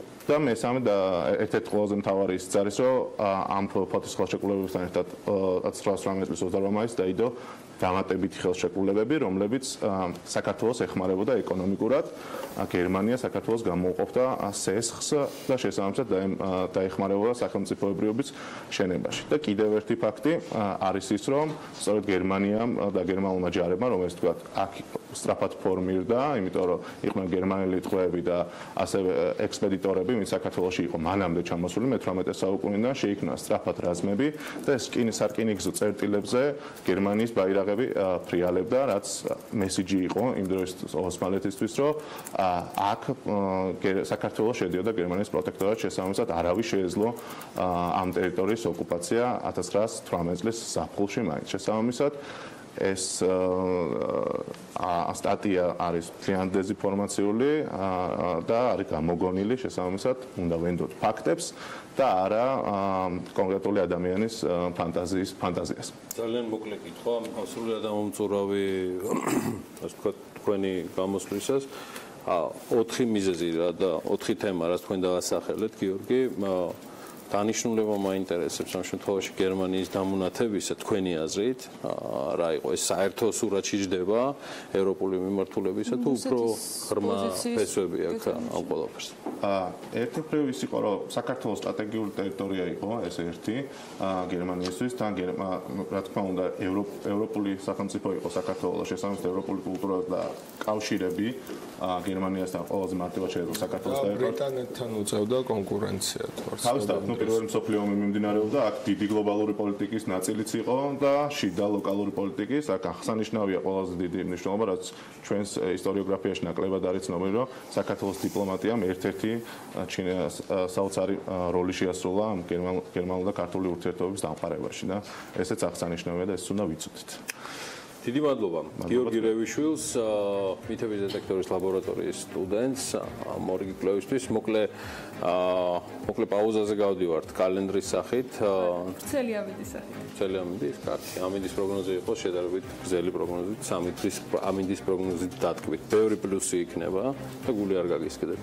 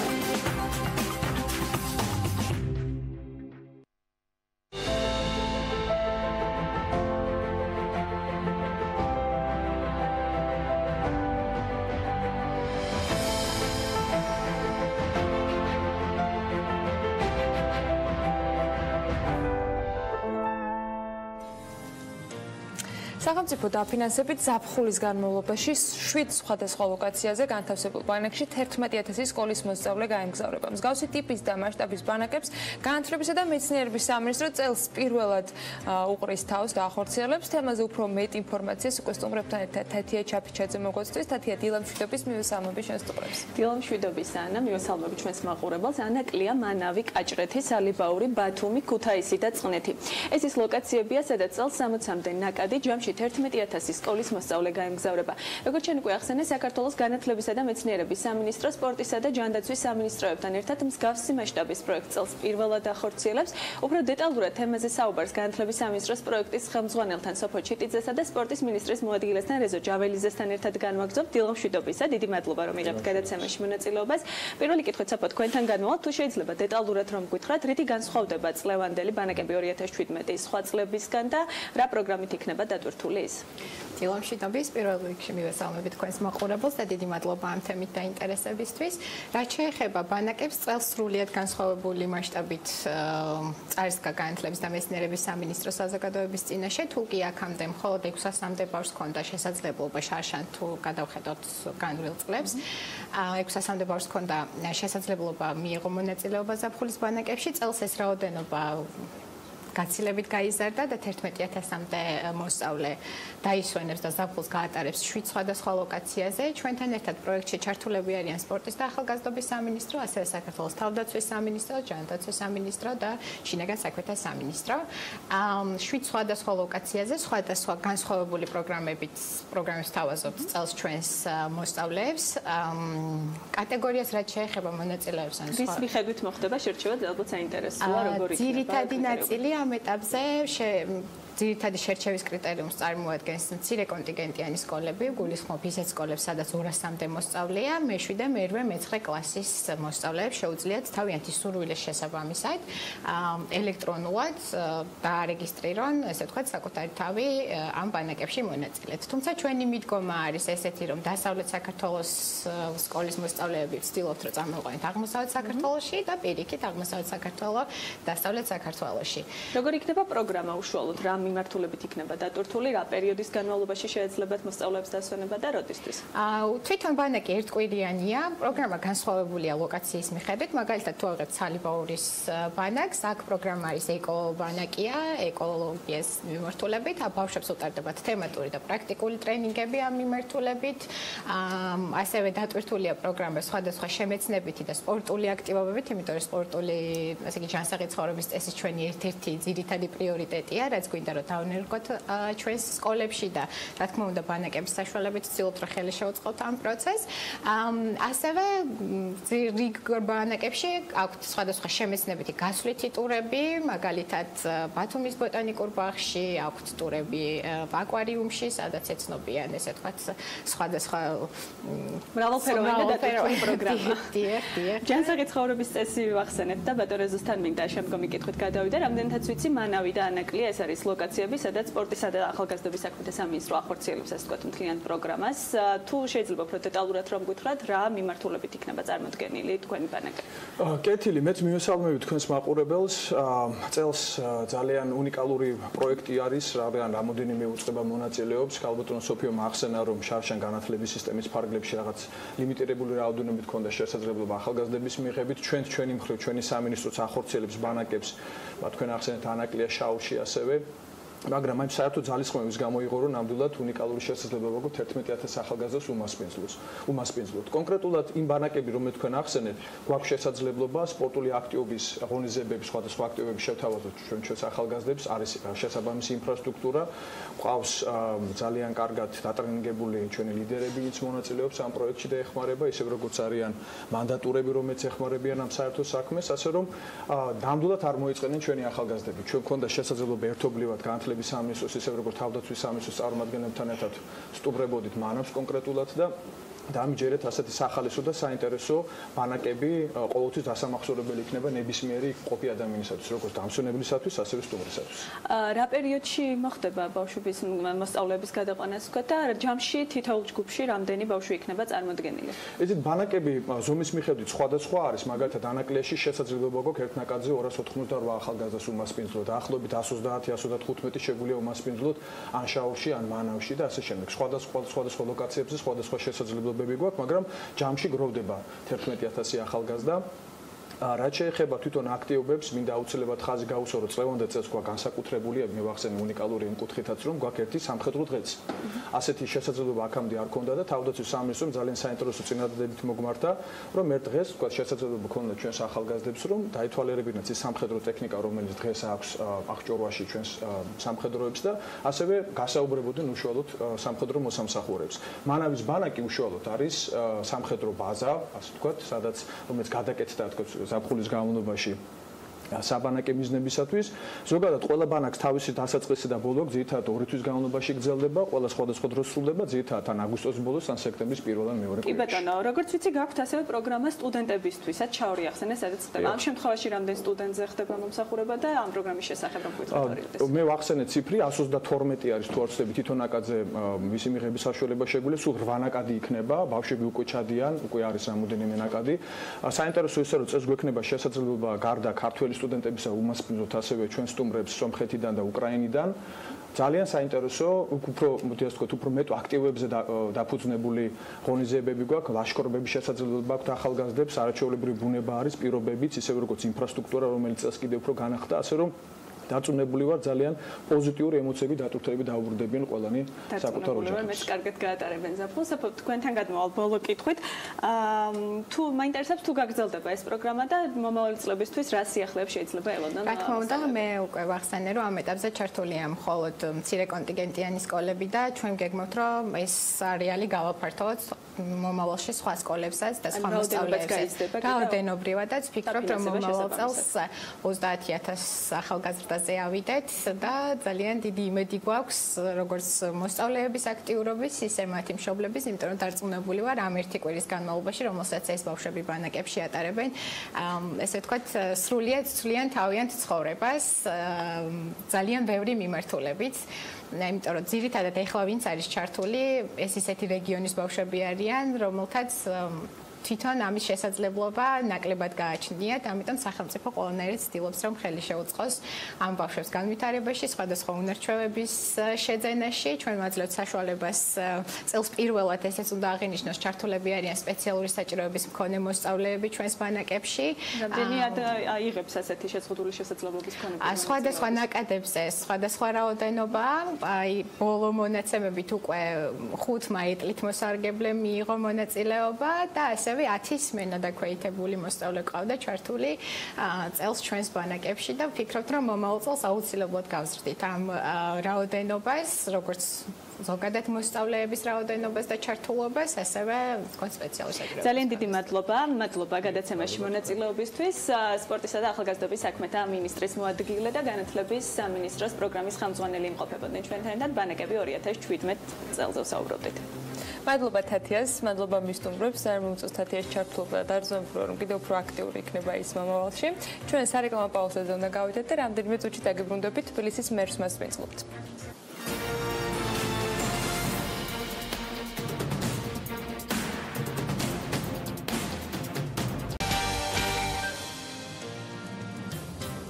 სულ რამდენიმე დღის წინ ივანე ჯავახიშვილის სახელობის თბილისის სახელმწიფო უნივერსიტეტში გაიმართა მიწათსარგებლობის გენერალური გეგმის განხილვა. დოკუმენტის შესახებ ინფორმაცია დსთ-ს რექტორსა და პროფესორებს თავად ამ გეგმაზე მომუშავე ჯგუფის CT ინსტიტუტის საქართველოს წარმომადგენლებმა დედაქალაქის მერთან ერთად გააცნეს. განხილვები გრძელდება და არც თბილისის სახელმწიფო უნივერსიტეტში იყო მხოლოდ ერთი შეხვედრა. ჩვენ კი საქმიანი დილის სტუდიაში გავაგრძელებთ უკვე დედაქალაქის მერთან სწორედ ამ გეგმაზე საუბარს. უბრალოდ ლიკა ქარდავა უმასპინძლებს დავით დარმანიას, ლიკა დილამ შვიდობ მშვიდობის მივესალმებით ბატონ დავითს და კითხავთ ეთერს. დილა მშვიდობისა ანა მივესალმები მაყურებელს საქმიანი დილის მთელს გუნდს. ბატონ დავით ძალიან დიდი მადლობა რომ ხარ ჩვენი სტუმარი და აი ამ მნიშვნელოვან ეტაპზე როდესაც გენერალური გეგმის საჯარო განხილვები მიმდინარეობს სხვადასხვა ასე ვთქვათ ჯგუფებთან, საზოგადოებრივ ჯგუფებთან, სწორედ დღეს ხარ ჩვენი სტუმარი და ისაუბრებთ ძირითად სტრატეგიულ მიმართულებებზე ამ გეგმისა და მათი რეალიზების პერსპექტივებზე. რა არის ყველაზე ისეთი ფუნდამენტური სიახლეები, რასაც უნდა ველოდოთ აი ამ გეგმისგან და რამდენად ახლავს აი ამ გეგმას ეკონომიკური დასაბუთება, რამდენად რეალიზებადია ეს გეგმა 2030 წლამდე. მოგესალმებით პირველ რიგში, ძალიან დიდი მადლობა მოწვევისთვის, მივესალმები ჩვენს ტელემაყურებლებს, რომლებიც ძალიან დიდი მოლოდინით აკვირდებიან გენერალურ გეგმას, მის განხილვებს, ვინაიდან ეს დოკუმენტი თითოეულ ჩვენს თანამოქალაქეზე აისახება პოზიტიურად. ჩვენი ერთ-ერთი საარჩევნო დაპირება იყო და მე ვფიქრობ, რომ ყველაზე მნიშვნელოვანი რომ ქალაქს სწორი განვითარების გეგმა ექნებოდა, ანუ ექნებოდა ახალი გენერალური გეგმა ჩვენ სპეციალისტებთან ერთად, რომელიც ქართულ-გერმანულ ასე ვთქვათ ჯგუფად იწოდება. წელიწად ნახევარზე მეტი ვიმუშავეთ იმისათვის, რომ ძალიან მნიშვნელოვანი დოკუმენტი მოგვემზადებინა. დღეს საკმაოდ მოცულობითი, მრავალმიმართულებიანი დოკუმენტი გვიდევს მაგიდაზე განსახილულად, რომელსაც ქალაქის განაშენიანების გენერალური გეგმა ქვია, უფრო პროფესიულ დონეზე მიწათსარგებლობის განახლებული გენერალური გეგმა, რაც ძალიან სერიოზული დოკუმენტია. რა იქნება სიახლეები? რამდენიმე ძალიან მნიშვნელოვან კომპონენტს გამოვყოფ, ძალიან ბევრი სიახლეები, მაგრამ ერთი ის, რომ ძალიან დეტალურად და სერიოზულად დამუშავდა ყველა მასალა, რაც კი არსებობდა და ძალიან სერიოზული ანალიტიკური სამუშაო ჩატარდა, რამაც საშუალება მოგცა, რომ 50-მდე სხვადასხვა რუკა მოგვემზადებინა ქალაქისა, სადაც დატანილია იგივე თქვათ კომუნიკაციები, განვითარების არეალები, საწარმოო ტერიტორიები, სოციალური ინფრასტრუქტურა, როგორც არის სკოლები, ბაღები, საავადმყოფოები, ასე შემდეგ და ასე შემდეგ. ამ ყველაფერმა ბოდიშით რომ გაწყვეტინებ, სწორედ ამ მიმართულებებს მინდა რომ ჩაუღრმავდე.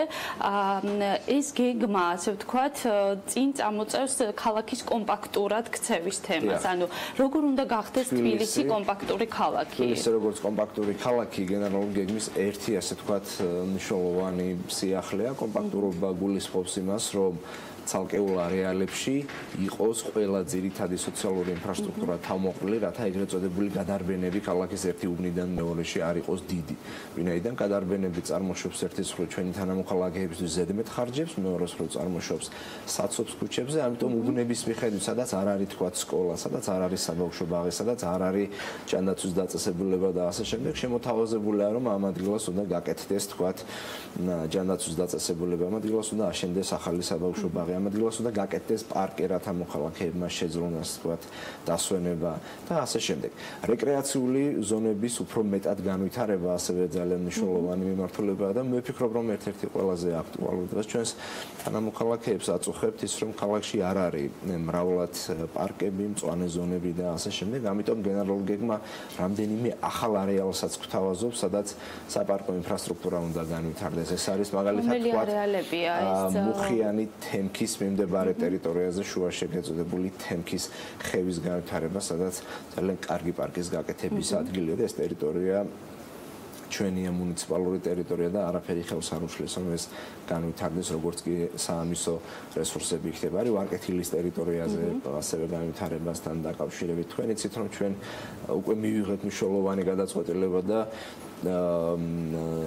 Pirvelis ეთერითაც იყო რამდენიმე დღეს წინ, რომ დიღმის ტყე პარკი უბრუნდება ჩვენს ქალაქს. ესეც გენერალური გეგმის ერთ-ერთი რეკომენდაცია და შემოთავაზება. რა დროში თუ არის ბატონ დავით გაწერილი, ანუ როდის გარკვეული ასე ვთქვათ ფაიფლაინი, ანუ როდის რა ტიპის რეკრეაციულ ზონას უნდა ველოდოთ და რამდენად სახელმწიფო რესურსი რამდენად ეყოფა აი ამ სივრცეების განვითარებას. გენერალური გეგმა ძირითადად 2030 წლამდე განვითარების დოკუმენტია, ამიტომაც ეს ასე ვთქვათ 12-13 წელი იქნება ის პერიოდი, როცა ბიუჯეტში არსებული რესურსების და დამატებით გარედან მოზიდული რესურსების მეშვეობით, ასევე საფინანსო ინსტიტუტების მხრიდან, ანუ მათი მზაობა უკვე არის, რომ ამ პროექტებში გარკვეული ინვესტიციები, იქ სადაც კაპიტალურ ინფრასტრუქტურაზეა საუბარი, იქ დონორი ორგანიზაციების მზაობა არის და წინასწარი მოლაპარაკებებიც არის ამ საკითხებთან დაკავშირებით. ამიტომაც 12-13 წელი რა პერიოდში ამ გენერალურმა გეგმამ როგორც სხალვა დოკუმენტმა უნდა იმუშაოს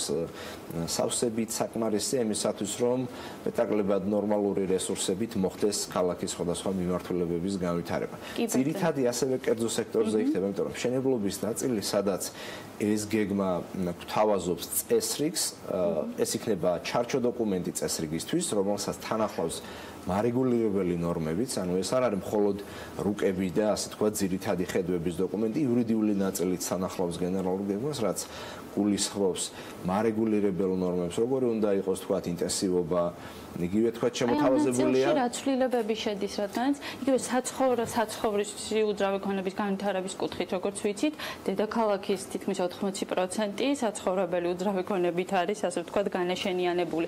დღესდღეობით სახეზეა, ურბანული ქაოსი და ამას ყველა მოქალაქე ვაღიარებთ. გვინდა რომ უკეთესობისკენ შეიცვალოს, გარკვეულ ჩარჩოებში მოექცეს სწორად ფუნქციონალურად, სწორად განვითარდეს, თქვა ინდუსტრიული საცხოვრებელი, სამეწარმეო ზონები. აუცილებლად შეიცვლება დღეს არსებული მდგომარეობა, ზონირებები, ასე ვთქვათ, ცოტათი განსხვავებულად არის შემოთავაზებული ახალ გენერალურ გეგმაში, ისევე როგორც შემოთავაზებულია ინტენსივობის კოეფიციენტის შეზღუდვა, ანუ სტანდარტულ კოეფიციენტზე გადახრა დასაშვები იქნება მხოლოდ იმ შემთხვევაში, თუ კონკრეტული უბნის განვითარების რეგულირების გეგმა მომზადდება და ეს უბანი აიტანს ამა თუ იმ სივრცეს. თქვენ იცით, რომ წელიწადნახევრის წინ ჩვენ შევზღუდეთ ქალაქის ცენტრალურ უბნებში, როგორც არის ვაკე, ვერა, საბურთალო, დიდუბის ერთი ნაწილი, მთაწმინდა, კრწანისის ერთი ნაწილი, ისნის ერთი ნაწილი, ინტენსიური განვითარების კაური კოეფიციენტის გადამეტება, ანუ სტანდარტული კოეფიციენტით, სტანდარტული ეს თქვათ მოცულობებით არის შესაძლებელი მხოლოდ მშენებლობა, მაგრამ თუ შედარებით დიდი ტერიტორიაა თავისუფალი. ესეთი ვაკე საბურთალოზე არ გვაქვს, მაგრამ პირობითად თქვათ დიდუბეში იქნება, თემქაზე იქნება და ასე შემდეგ. თუ ტერიტორია იძლევა საშუალებას, იქ განაშენიანების რეგულირების გეგმით, ანუ ეგრეთ წოდებული გერგეთი, უფრო ინტენსიური განვითარება შესაძლებელი იქნება, მაგრამ კარგად უნდა დასაფუძვდეს სატრანსპორტო საკითხები, უნდა იყოს ეგრეთ წოდებული კასამი კოეფიციენტი, ანუ გამწვანების კოეფიციენტი. თუ დენდროლოგია, ანუ გამწვანების ნაწილი არ დამტკიცდა პროექტთან ერთად, მანამდე იცვლება რაიმე გამწვანების კოეფიციენტის კუთხით ახალი გენგეგმა თუ გვთავაზობს. იმისა, რომ გენგეგმა გვთავაზობს ჩვენ მეტი რეკრეაციული ზონების განვითარებას, კონკრეტულად მშენებლობების ნაწილში და გერგეების ნაწილშიც გვთავაზობს ასევე კასამ კოეფიციენტს, რომელიც პირდაპირ მიბმული იქნება მშენებლობის ნებართვის გაცემასთან და თუ დენდროლოგიური ნაწილი არ იქნება, მანამდე მშენებლობა იქნება შეუძლებელი.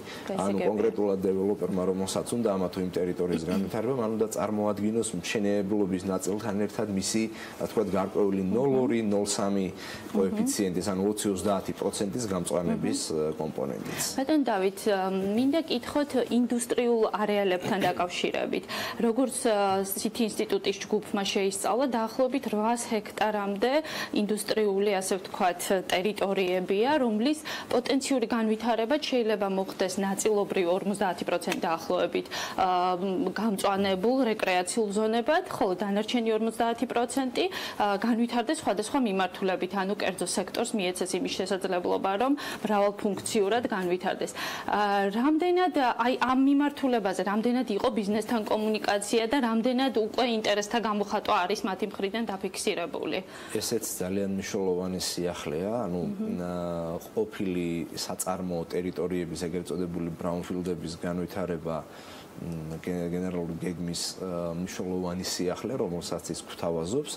აღწერილია ყველა ყოფილი საწარმოო ტერიტორია, სადაც დღეს გაჩერებულია წარმოება 20-30 წელი და ნანგრევებია, ნარჩენები, ან სადაც რაღაცა შენარჩუნებულია ყოველ შემთხვევაში. თავარი ამოცანა აქ იქნება ის, რომ ეს ტერიტორიები იქ, სადაც ქალაქის, ასე ვთქვათ, შედარებით ცენტრალურ ნაწილშია, ან თქვათ, დასახლებებთან ახლოს არის, განვითარდეს იქ მხოლოდ ისეთი დამხმარე რაღაცები, რაც მოსახლეობას და მის საცხოვრებელ გარემოს არ დააზიანებს. ერთი მხრივ და მეორე მხრივ გაჩნდება ახალი მიზიდულობის წერტილი, ანუ დასაქმდებიან იმ უბნის ადამიანები. მაგრამ იქ, სადაც შედარებით მძიმე ინდუსტრიასთან დაკავშირებული საკითხი, იქ, სადაც შეიძლება წარმოიშვას, თქვათ, ადამიანის ცოცხლისთვის, ჯანმრთელობისთვის მავნე გარკვეული რაღაცები, ხო, ესეთები უფრო პერიფერიულ ნაწილში უნდა განვითარდნენ.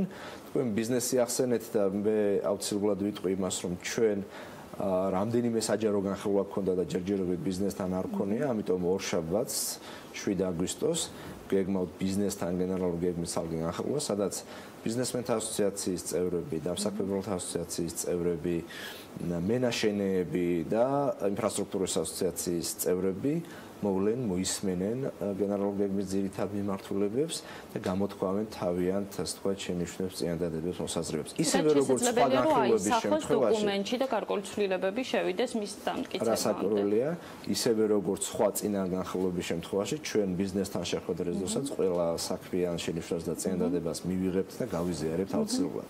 ჩვენ მთელი აგვისტო 10 სექტემბრამდე ვიმუშავებთ იმისათვის, რომ გამოთქმული შენიშვნების და წინადადებების ამ ერთი თვის განმავლობაში ვიმუშავებთ, რათა საჯარო განხილვების დროს გამოთქმული ყველა მნიშვნელოვანი შენიშვნა და მოსაზრება აისახოს დოკუმენტში და შემდეგ უკვე დოკუმენტი გადავა, ასე ვთქვათ, ეტაპი. რასაკურველი დოკუმენტი გადავა წარმომადგენლობით ორგანოში, თბილისის აგრებულოში, სადაც იქნება ერთი, ესე ვთქვათ, შემაჯამებელი სახალხო განხილვა, შეიძლება ესე უწოდოთ ამას, გენერალური გეგმის შეთანხმება ხალხთან და კონსენსუსის მიღწევა, რომლის შემდეგაც საკრებულო დაიწყებს ოფიციალური პროცედურებით კომისიებში, ბიუროზე და სესიაზე აღნიშნული დოკუმენტის განხილვას და დაარწმუნებული ვარ, რომ დედაქალაქის საკრებულო მოიწონებს და დაამტკიცებს ამ დოკუმენტს და ქალაქს ეხება თავის განვითარების ეგრეთ წოდებული კონსტიტუცია. ძალიან კარგი. კონსტიტუცია ძალიან მნიშვნელოვანია, ბატონ დავით, თუმცა არანაკლებ მნიშვნელოვანია, რამდენად ეს კონსტიტუცია იქნება ქმედითი. თუნდაც, როდესაც საუბრობთ იგივე პოლიცენტრული არეალების განვითარებაზე პერიფერიებში, ამ ყველაფერს სჭირდება გარკვეული სატრანსპორტო ინფრასტრუქტურის გადალაგება. ეს მოითხოვს საკმაოდ დიდ ინვესტიციებს. იგივე გეგმაში საუბარია თბილისის, ასე ვთქვათ, ცენტრიდან სარკინიგზო მაგისტრალის გადატანაზე შემოვლითი გზით. ეს, ასე ვთქვათ, რეკონსტრუქცია საკმაოდ დიდ თანხებს მოითხოვს. უბრალოდ ინტერნეტში დავინტერესდი და მოვიძიე ინფორმაცია. დაახლოებით 1 კილომეტრის გვირაბის, მიწისქვეშა გვირაბის გაყვანა სადღაც 110 მილიონ დოლარამდე ჩდება. შეიძლება, პლუს მინუს, შეიძლება ცოტა ცდომილება არის ამ ციფრებში. რამდენად შეუძლია საქართველოს ბიუჯეტს აწიოს აი ამ ხელა ესეთი ბიუჯეტი, ესეთი მსხვილი, ასე ვთქვათ, ინვესტიცია? თქვენს კითხვაზე პასუხს ორ ნაწილად დავყოფ. ერთი, რამდენად ქმედითი იქნება გენერალური გეგმა, იმისათვის რომ გენერალური გეგმა არ შემოიდოს თაროზე და ეს იყოს ცოცხალი დოკუმენტი, ჩვენ გენერალური გეგმის ჯგუფი გვთავაზობს, რომ ცალკე ინსტიტუცია შევქმნათ ქალაქის ურბანული განვითარებისთვის. პატარა, ასე ვთქვათ, ინსტიტუტი, რომელიც იქნება დედაქალაქის მერიის ქვეშ და კონკრეტულად გენერალური გეგმის შესაბამისად უბნების განვითარებაზე იმუშავებს. ძალიან საინტერესოა, სხვა ქვეყნებსაც აქვთ მგონი მსგავსი პრაქტიკები, ხო, ევროპულ ქვეყნებში. ამიტომ ქალაქის არქიტექტურის სამსახურს გამოეყოფა ურბანული განვითარების ჯგუფი და სპეციალისტებისაგან დაკომპლექტებული ჯგუფი იმუშავებს იმაზე, რომ ქალაქის გენერალური გეგმა პრაქტიკაზე, ასე ვთქვათ, იქნეს იმპლემენტირებული და მეორე მხრივ არქიტექტურის სამსახური იქნება წმინდა მშენებლობის დებართვების გამცემი ორგანო. ანუ ეს ორი რამ ერთმანეთისაგან გამიჯნული უნდა იყოს და იქნება. რაც შეეხება რკინიგზასთან დაკავშირებულ საკითხს, გენერალური გეგმის ჯგუფის მხრიდან შემოთავაზებულია შემოვლითი რკინიგზის გადატანასთან დაკავშირებით 70 ჰექტარამდე ტერიტორიის სწორი განვითარების საკითხი. ჩვენ მათთან ერთად ვიმყოფებოდით გერმანიაში და რამდენიმე ძალიან კარგი მაგალითი ვნახეთ. იგივე თქვათ, როგორ განვითარდა შტუტგარტში რკინიგზით გამონთავისუფლებული ტერიტორია და როგორ მივიღეთ თანამედროვე ევროპული ძალიან გამწვანებული და სწორად განვითარებული უბანი. და მეორე მხრივ თვითონ უშუალოდ რკინიგზის ხაზს რაც შეეხება. ამასთან დაკავშირებით იცით თქვენ, რომ რკინიგზას ჰქონდა ეგრეთ წოდებული შემოვლითი ხაზის ტექნიკურ-ეკონომიკური კვლევა, რომელმაც გვიჩვენა ის უარყოფითი მხარეები, რაც მას აქვს. ეს იყო მაღალი ქანობები, ეს იყო ზედმეტი ეკონომიკური ხარჯები, ეს იყო გეოლოგიის უგულებელყოფა და ასე შემდეგ. ახლა უკვე საქართველოს მთავრობის დაკვეთით რკინიგზა მუშაობს ახალ ტექნიკურ-ეკონომიკურ კვლევაზე, თუ სად უნდა გაიაროს კონკრეტულად რკინიგზის ხაზმა. ჩვენ ამიტომაც გენერალური გეგმის ჯგუფი ამ ზოლს ვიდრე ეს თქვათ არ იქნება საბოლოო გადაწყვეტილება მიღებული სად უნდა გაიაროს რკინიგზა, მანამდე სატრანსპორტო ზონის ფუნქციას ადებს და უტოვებს. თუ რკინიგზა მთლიანად გადავა ესეთ შემთხვევაში შესაძლოა გაკეთდეს გამჭოლი სატრანსპორტო მაგისტრალი, თუ დარჩება მხოლოდ სამგზავრო გადაყვანა, ესეთ შემთხვევაში შესაძლოა და შემოთავაზებულია გენერალური გეგმის ჯგუფის მხრიდან ეგრეთ წოდებული მსუბუქი სარკინიგზო ასე ვთქვათ, S-ბანი როგორც გერმანიაშია დაახლოებით ესეთი ტიპის მატარებლის ხაზის დატოვება გრძელვადიანი თვალსაზრისით, მაგრამ მნიშვნელოვანია ის, რომ რადგან გზებზე და გადატვირთულობაზე ვსაუბრობთ, რკინიგზის ტერიტორიაზე რამდენიმე ადგილას შემოთავაზებულია განივი კავშირები.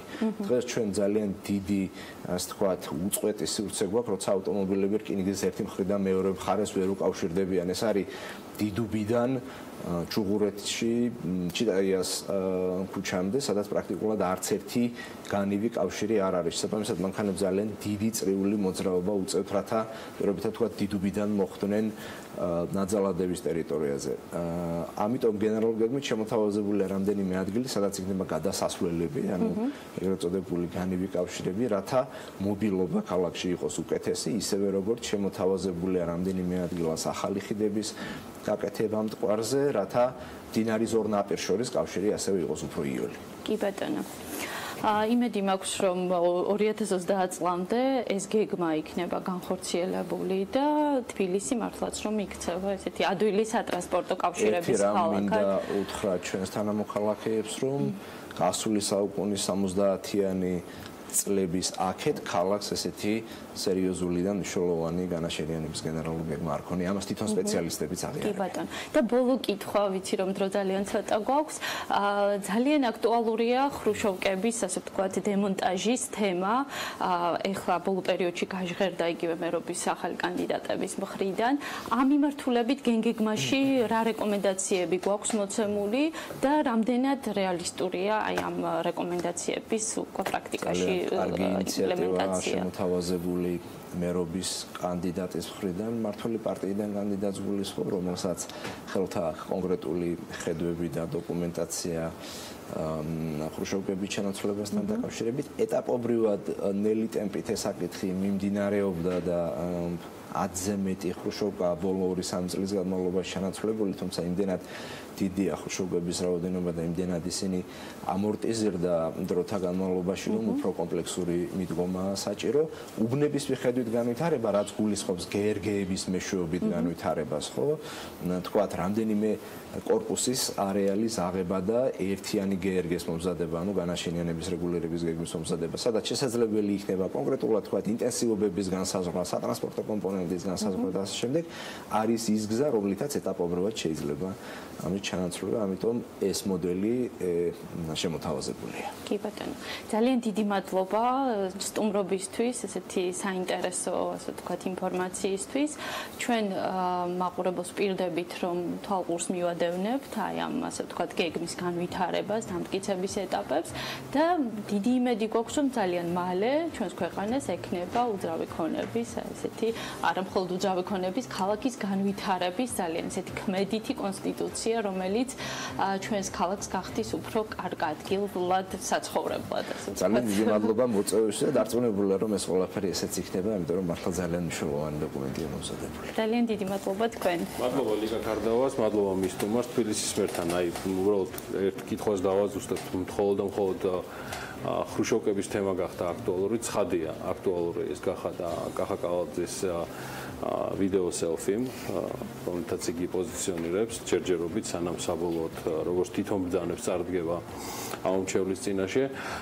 ბატონ დავით, თქვენ წესით გემახსოვრებათ, ჩვენი გათვლები გვაქვს გაკეთებული ამაშოთ და ანა იტყვიან, მაგრამ რა სხვაობა კახა კალაძის მიერ შემოთავაზებულ ამ ინიციატივას და იმ ინიციატივას შორის, რომელიც რამდენიმე წლის წინ ჰქონდა თორსტების საკრებულოს წევრს ირაკლი შიხიაშვილს, იგივე ხრუშოვკების ჩანაცვლებასთან დაკავშირებით. 2014 წელს იყო უკვე საუბარი იმაზე და მედიაშიც იყო მეინსტრიმ მედიაში, რომ აუცილებლად ჩანაცვლდება. და მოდი მეც დავამატებ. 2014-ში უნდა დაწყებულიყო. კითხავს იმისათვის, რომ დროში ერთნაირად მაგრამ პასუხი მივიღოთ. გეგმაში თუ არის გათვალისწინებული, აი აქ გქონდა რეპლიკა, რომ მე-6 კვარტალში მაგალითად ვაჟებ-შაველას რამდენიმე ათეული ხრუშოვკის ტიპის სახლი არის. 30-ზე მეტი. ჩანაცვლების შემთხვევაში თუნდაც იმ კოეფიციენტების შემოღებით 200 მილიონის თემა, რომელიც დედაქალაქის ცენტრში იქნება, როგორ აქვს თუ აქვს ხედვა უკვე არსებულ საკრებულოს შემადგენლობას და მერიის შემადგენლობას ჩანაცვლების შემთხვევაში, რომელი კოეფიციენტი და რა ფორმით შეიძლება ეს ჩანაცვლება მოხდეს? მე ვისაუბრე იმაზე, რომ ბოლო წლების განმავლობაში რამდენიმე ხრუშოვკა ჩანაცვლა, მათ შორის ვაჟა-ფშაველაზე მოდულის წინ მაგალითად თქვათ. და ეს პროცესი მიმდინარეობს, თუმცა ერთიანად და პროგრამული ფორმით არა, ანუ ესეთი სახე ამ ყველაფერს არ ქონია.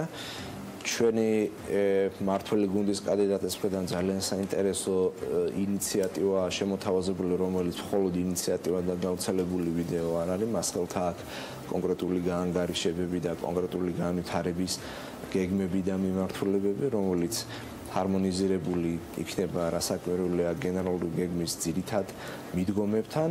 თავარი არის ის, რომ უბნების მიხედვით განვითარდეს მხოლოდ ერთი კორპუსის აღება და იმავე ადგილას უფრო დიდი კორპუსის ჩადგმა არ არის სწორი გამოსავალი და სწორი მიდგომა.